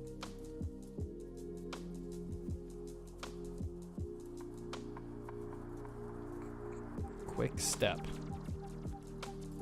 It is just better than Snapdragon Scalers. Songs, probably not good. I did do a cube. I did play a game, a test game with this, where I played Hummingbird Call, and I basically choose draw a card every turn, and it was very strong.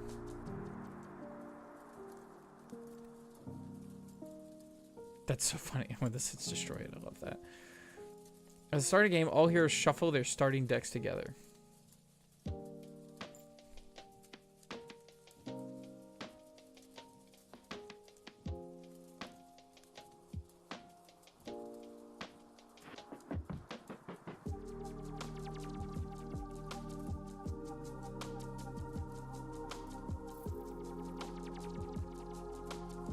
At the start of the game, all heroes shuffle their starting decks together.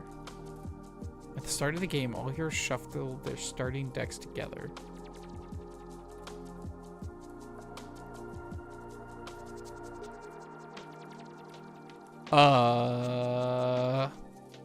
It sounds really fun and funny, but if I'm thinking...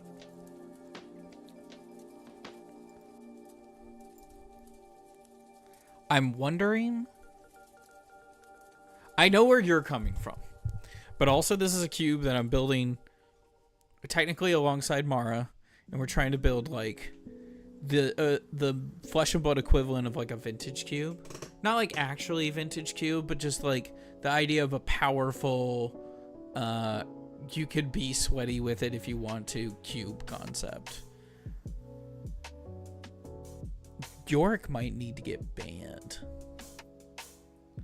By the way, there is only one banned card in this cube right now, and it's Luminaris, and it's not for reasons you might think.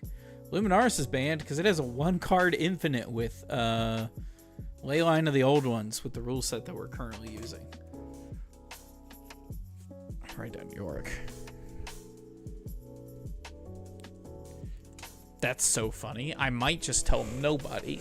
And then if someone wants to play Yorick and at the beginning of every single one of their draft games, they shuffle their deck together with their opponent, that's so freaking funny. Go Bananas? That should be in this cube, actually.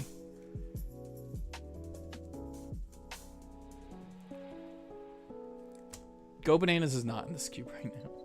Also, I think it might be the only card that I cannot source for this cube. Because I've shown the list to somebody and they were like, yeah, I own all these cards. We can put this together. Scarf for a Scarf? Oh, actually, that card sounds great too. Is there a way I can just search for...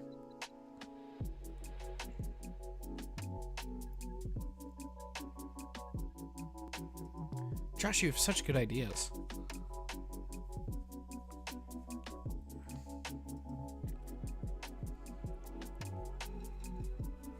Scarf for a Scarf. What's the Christmas one? I own this one.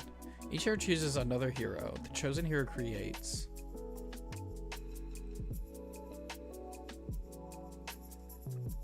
It's actually really good. 0 cost. Blue block 3 with Go Again. It's pretty good in Viserai. Pretty good in Briar. Just makes a billion things. Especially if you're looking at gold synergy or aura synergy. Dude, all of these cards.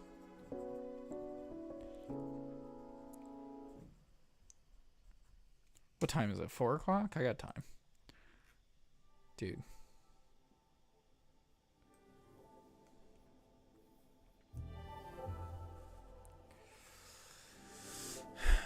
Beat the same drum. If you control the agility token, recreate it. The card's fine. Call to the Grave, cash in, dual threat, Gorg Tome, hack the reality. That one could get axed. It's not super awesome.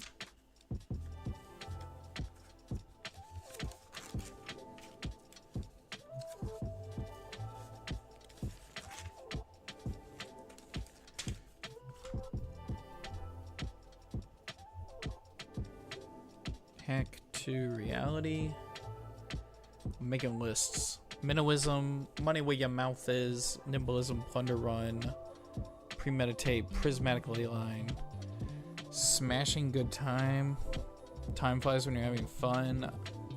Those cards are fine, right? It's 0. Next attack, I think it's +3. It's a 0 for 3 with Go Again if you play from your arsenal. I think that's fine. This round's on me. I'm gonna write down the time cards because they might not be as good as the other cards we just mentioned. Trot Along, Warmongers, Back Alley, Belittle, Blanche, Call for Backup, Captain of the Guard,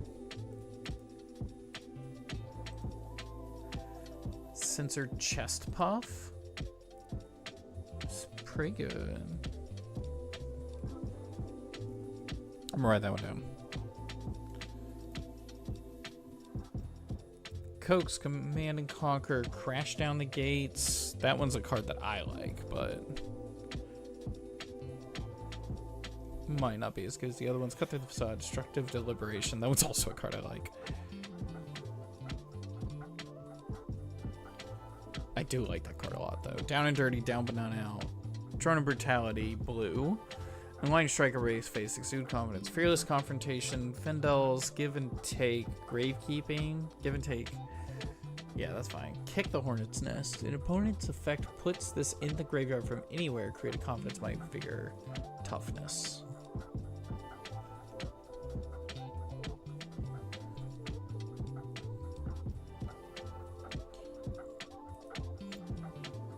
Look tough.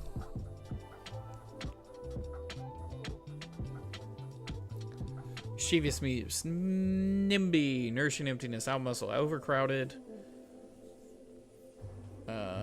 Performance bonus, Promise of Plenty, Ravenous Rabble. Performance bonus. It draws. It has to go again and makes it gold. Ripple Away, Rouse the Ancients, Rowdy Locals, Scar for a Scar, Sea Leg Snatch, Sound the Alarm, Strike Gold. It makes it gold. 10 foot tall and bulletproof. Tenacity, the weakest link. 5 pox. Wage Gold, Zealous Building, Truce, Energy Potion, Sapphire Amulet, Time Snap Potion, Fiddler's Ring, Test of Strength, Pummel, Razor Reflex. Does Time Snap and Energy Potion just get replaced with the other amulets?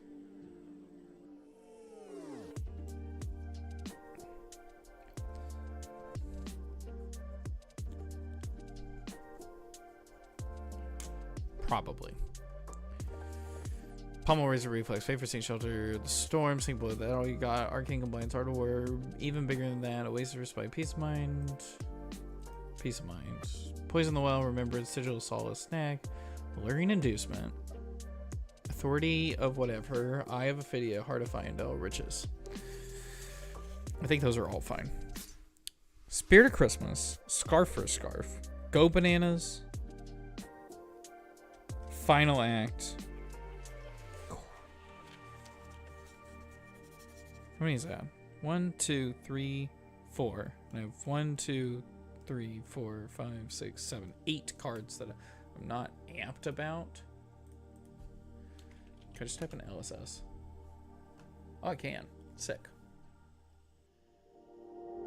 Other amulets are one-ups. That's fine. Like, there's no reason to run energy potion. All the cards in this deck are one-ups. In this cube. There's no reason to run energy potion over ruby amulet, is there? Just the fact that they're one-ups? That's not a downside for this cube, I guess is what I'm trying to get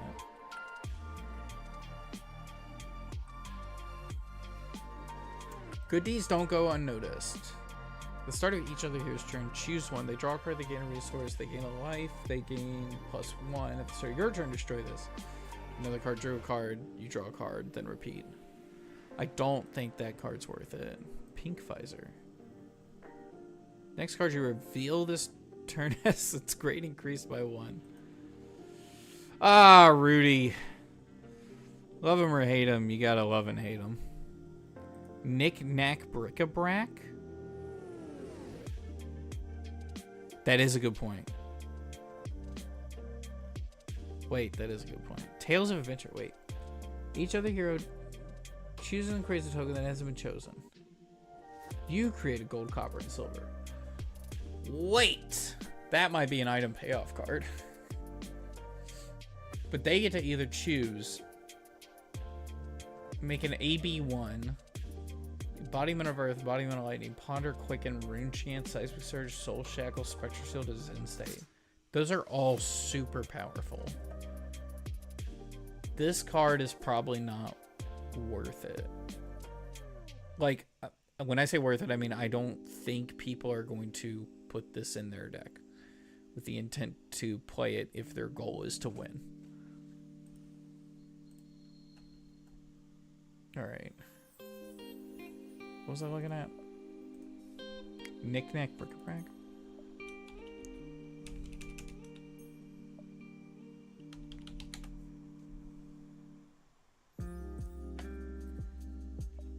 Search your deck for a card with Amulet, Potion, or Talisman in the name. It does have Amulet in the name. Ruby Amulet. Put into the arena, then shuffle. For each 4 copper, 2 silver, and 1 gold destroyed this way, repeat the process. The Aether Ashwing won't have Phantasm because there's no ash under it, too. Oh! That's so... That's so funny. I mean, you'd have to choose to draft... Sandakai, or whatever it's called.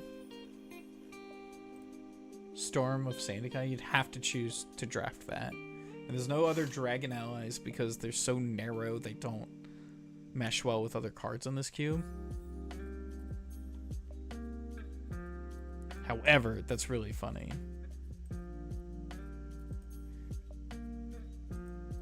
I didn't know that. Alright, so we're changing those out. What was I saying? LSS. Was there a card from there that I wanted to... What does this do? At the beginning of your end phase, if you have 4 more cards in your hand, create a diamond. If you IP for yourself, create a diamond token. It does give you AB1. It gives your opponents AB1. Each other hero chooses and creates a token that hasn't been chosen. And then you get a copper, gold, and silver. Doesn't have go again. You do get 3 items.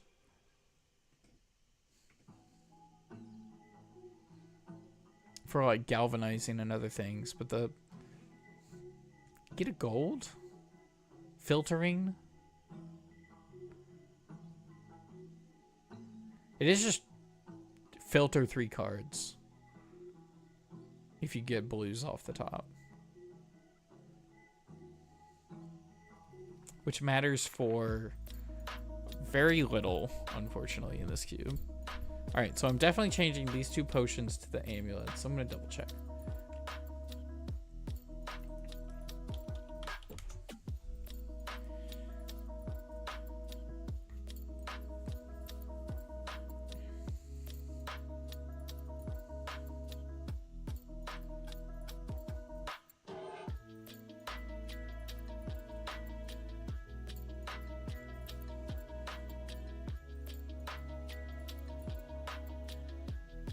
Yeah, I think I just trade it. Trade the potions for amulets. And then I gotta pick. Let me reread these other cards. So with this text, exchange a head equipment permanent with them.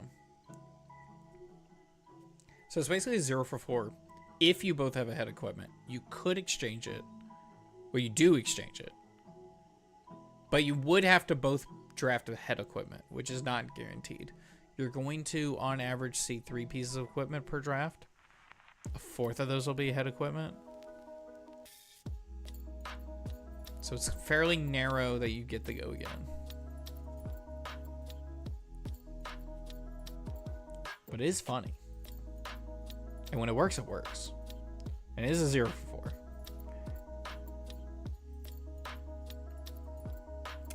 Sounded pretty good. Spirit of Christmas, I think, is good. Go Bananas. Let's read Go Bananas. I think this might require too much ask of a player. Name an action card, open or reveal a booster pack of Flesh and Blood. Put all cards with the chosen name into your hand. If the booster pack does not contain a card with the chosen name, you may repeat this process. I've definitely gotten packs of a set where the foil and the card were the same. I didn't realize it was all cards with the chosen name. That's kind of funny. I'm sure you could get a pack where you have like 2 of a card. And it basically is just a draw 2. That said,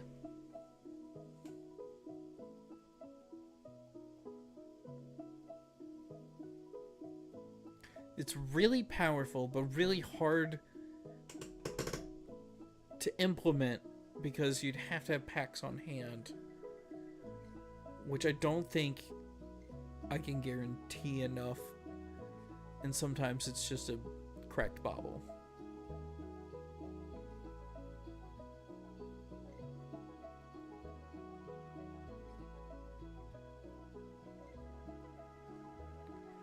Now I just want to play Yorick. Alright. I remember I made a Yorick deck once and it was like all reds that cost like 3 or more. And items that are blue. So they don't block. And so everyone's decks were just now had a bunch more cards that don't block and cards that are really expensive. Time to name a fable and give everyone in the pod a lunch break. Brother. Yes, I'd like to name Deathmatch Arena.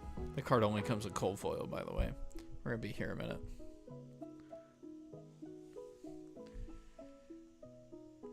So I think that's not going in. I think that's not going in. Spirit of Christmas, though. Final Act. Those 2 cards.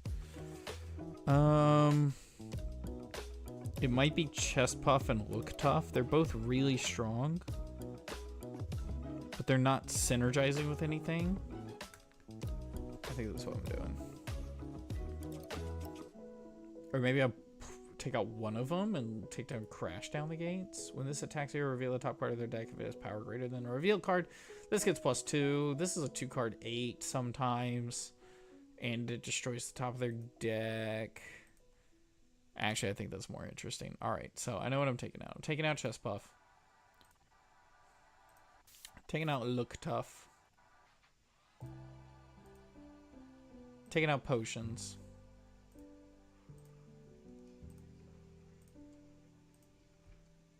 And then we're going to add some cards in. Amulet of... Oh, I don't remember the amulets by name.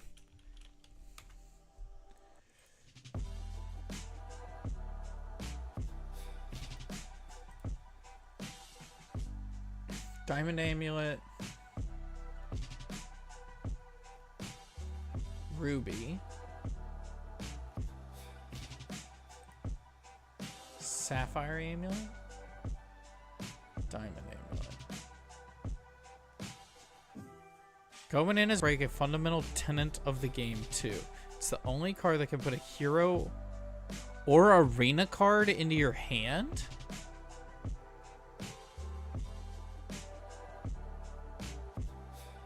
Do they just get bricked in your hand? You can't play them? Oh my gosh.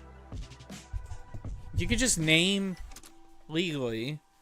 Jeez, holy.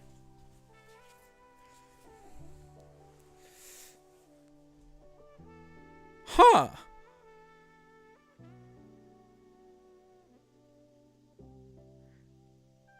Because there's no precedent for, like, yeah.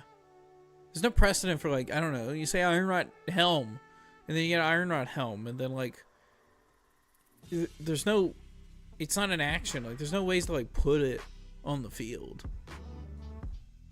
Even if there's, like, ways that you might think there are. A person might think there are. That's crazy.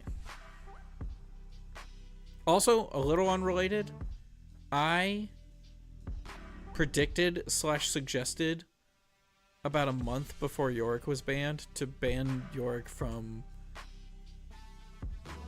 how do you describe it? Like sanctioned events? Maybe sanctioned isn't the word. From like events, basically, unless it's like Yorick themed. Because if you wanted to show up to a UPF event, Yorick is, it could be a problem. If not everyone is like signed up for it, like bought into it in the first place. So Go Bananas for Scaling Flesh Bag. Block and Intimidate. No, you don't just get to play it. Like it stays in your hand, you can't do anything.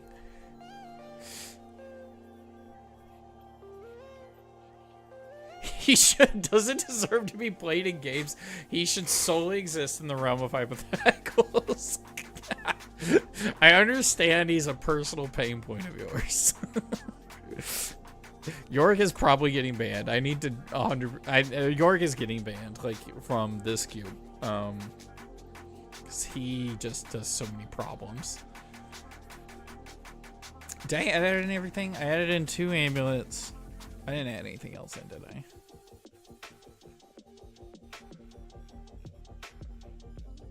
No, I didn't. The other cards I wanted to add were Spirit of Christmas, because I think that card's actually good. Let's look at it again. Also, I think it's interesting how, pardon my French, Shitty Xmas Gift says Xmas and Spirit of Christmas says Christmas. I think that's wildly inconsistent of LSS, and y'all should know better. That's not your department. That's got to be on the creatives, but I think that is interesting that one says Xmas and one says Christmas. I'm sure some people care about it, but I just think it's funny. But you can block with the Evo equipment. That's because Evo equipment say action, right? You can block with action cards. Why not Scowling from the top rope? Is it not just because Evo equipment are also actions? Like, you can't block with the Evo instants, can you? Well, I mean, they do have a defense value. Yeah, this is an action. I don't think there's precedent for blocking with equipment from... I don't know. Wait, hold on. It has a block value.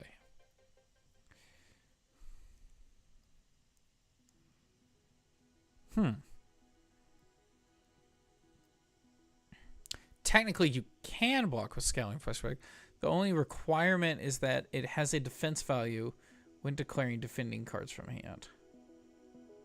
Oh.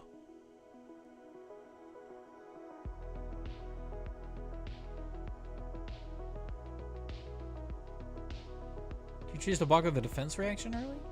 No, there's like whole rules around that.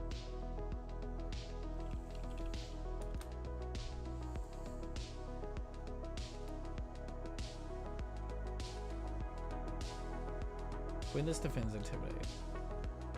Huh. No, reactions haven't doing the reaction step.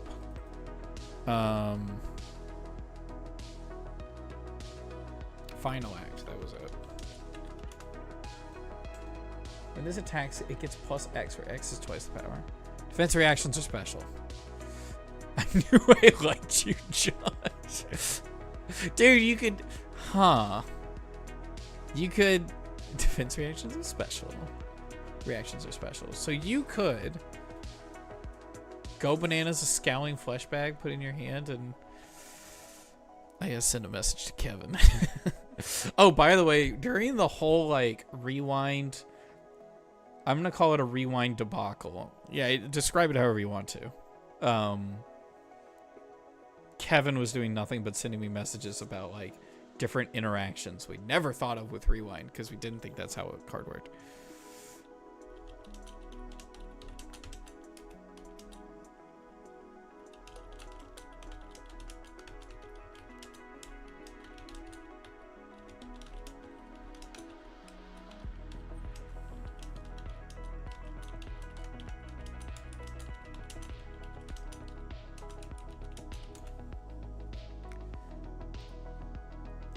That's so crazy. All right, Spirit of Christmas and Final Act. And this attack gets plus X, where X is twice the number of cards, all cards in all pitch zones. Yeah, Final Act's great. That card's going in. All right, the last thing is equipment, which I think I'm going to do equipment separately because it is just a whole thing. It's just a whole thing. Defense reactions made me so upset when I started playing because I didn't have to pay to block with any other cards, and it felt so unintuitive. I have definitely had I have had more than one person tell me that when they started they were paying to block with cards, right? Yeah, like that's not an something reading the card explains something or whatever. All right, we got a Bard card in the cube. Final Act. We got a Bard card and a Shapeshifter card. There's no Merchant cards, right?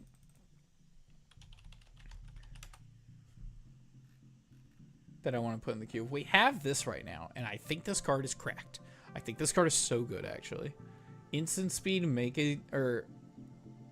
action speed, make a Zen state. They take your whole hand. You make a Zen state. Crazy. There was another card that just got announced. That's Necro. That I was looking at putting in. Because I thought it was really good. Where is it? Might not be on Fabric because it's a spoiler. What is it? Frankie's card. Is Frankie in here yet? Because she's not released yet. Maybe they just didn't put it in. No.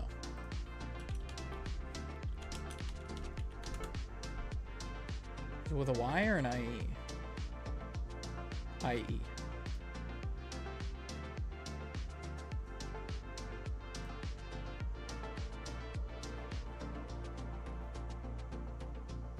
What is that card? She's got a new card. I just don't play defense reactions with a resource cost. Oh wait, no soul shield. No one cares.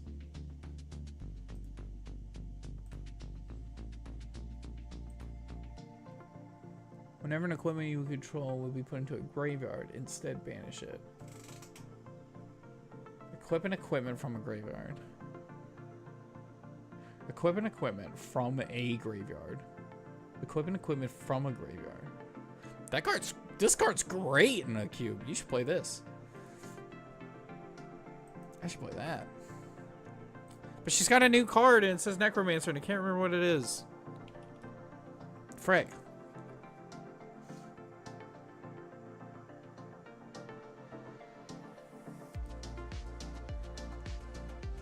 What is it?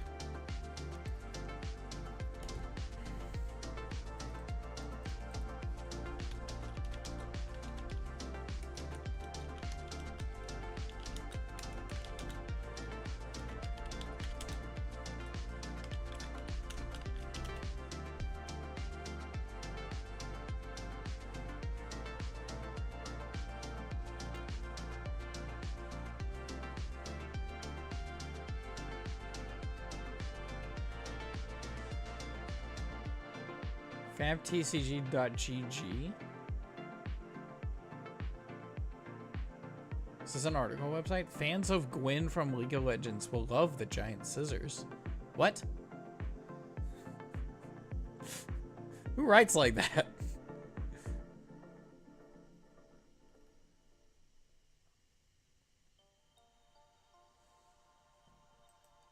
Is it in the database?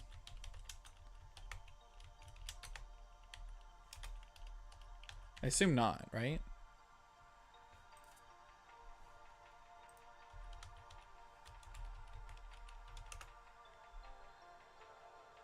No.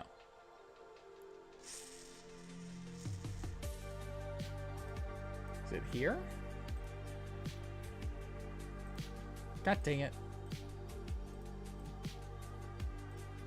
What is it called? I bet it's in one of these Discords. Spoilers. Here it is. I assume this is a spoiler I'm allowed to talk about. I don't remember where it got spoiled from. Off cuts. Frankie Spec. Each hero destroys an equipment they control. Each hero destroys an equipment they control. Cost 3? Is that better than any other shadow card? Well, it's a necromancer card. Is that better than any other necromancer card? It's got the shadow border. But that's just... No. No, it's got a... monastery border? Offcuts.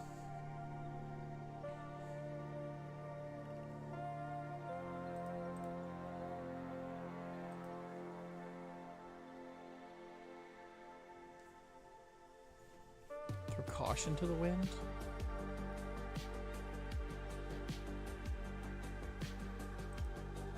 Swabby.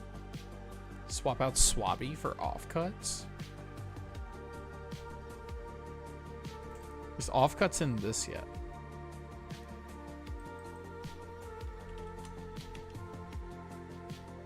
No. I'm not going to add it yet. And when it comes to equipment, which I think is the last thing I need to do.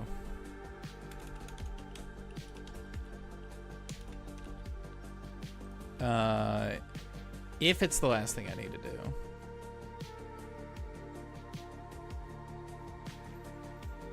Yeah, finish generic. Equipment. I need to just go through and spend some personal time with equipment. It's going to take a while because I want a roughly even amount of like boots and hats and boots and hats, chest piece and arms. And so since I want an even amount of all of those, and I also want there to be one of each talent, class, and then a couple of generics to fill it out. It's like an evolving process, right? If I want to change the warrior headpiece to a shoes, then that means I need to probably move one of the other shoes to a different thing. It's like a whole thing. I will say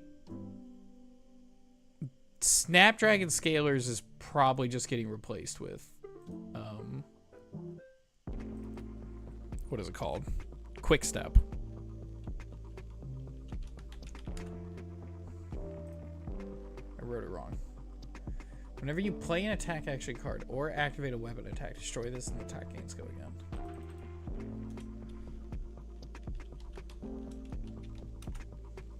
Action. Destroy this. Each hero creates a quick token. That might just be stronger. That might just be better. This just works on CNC. Consider playing your cube using the event deck. Using the event deck. I was like, using the event deck. Writing that down. Man is nothing but good ideas.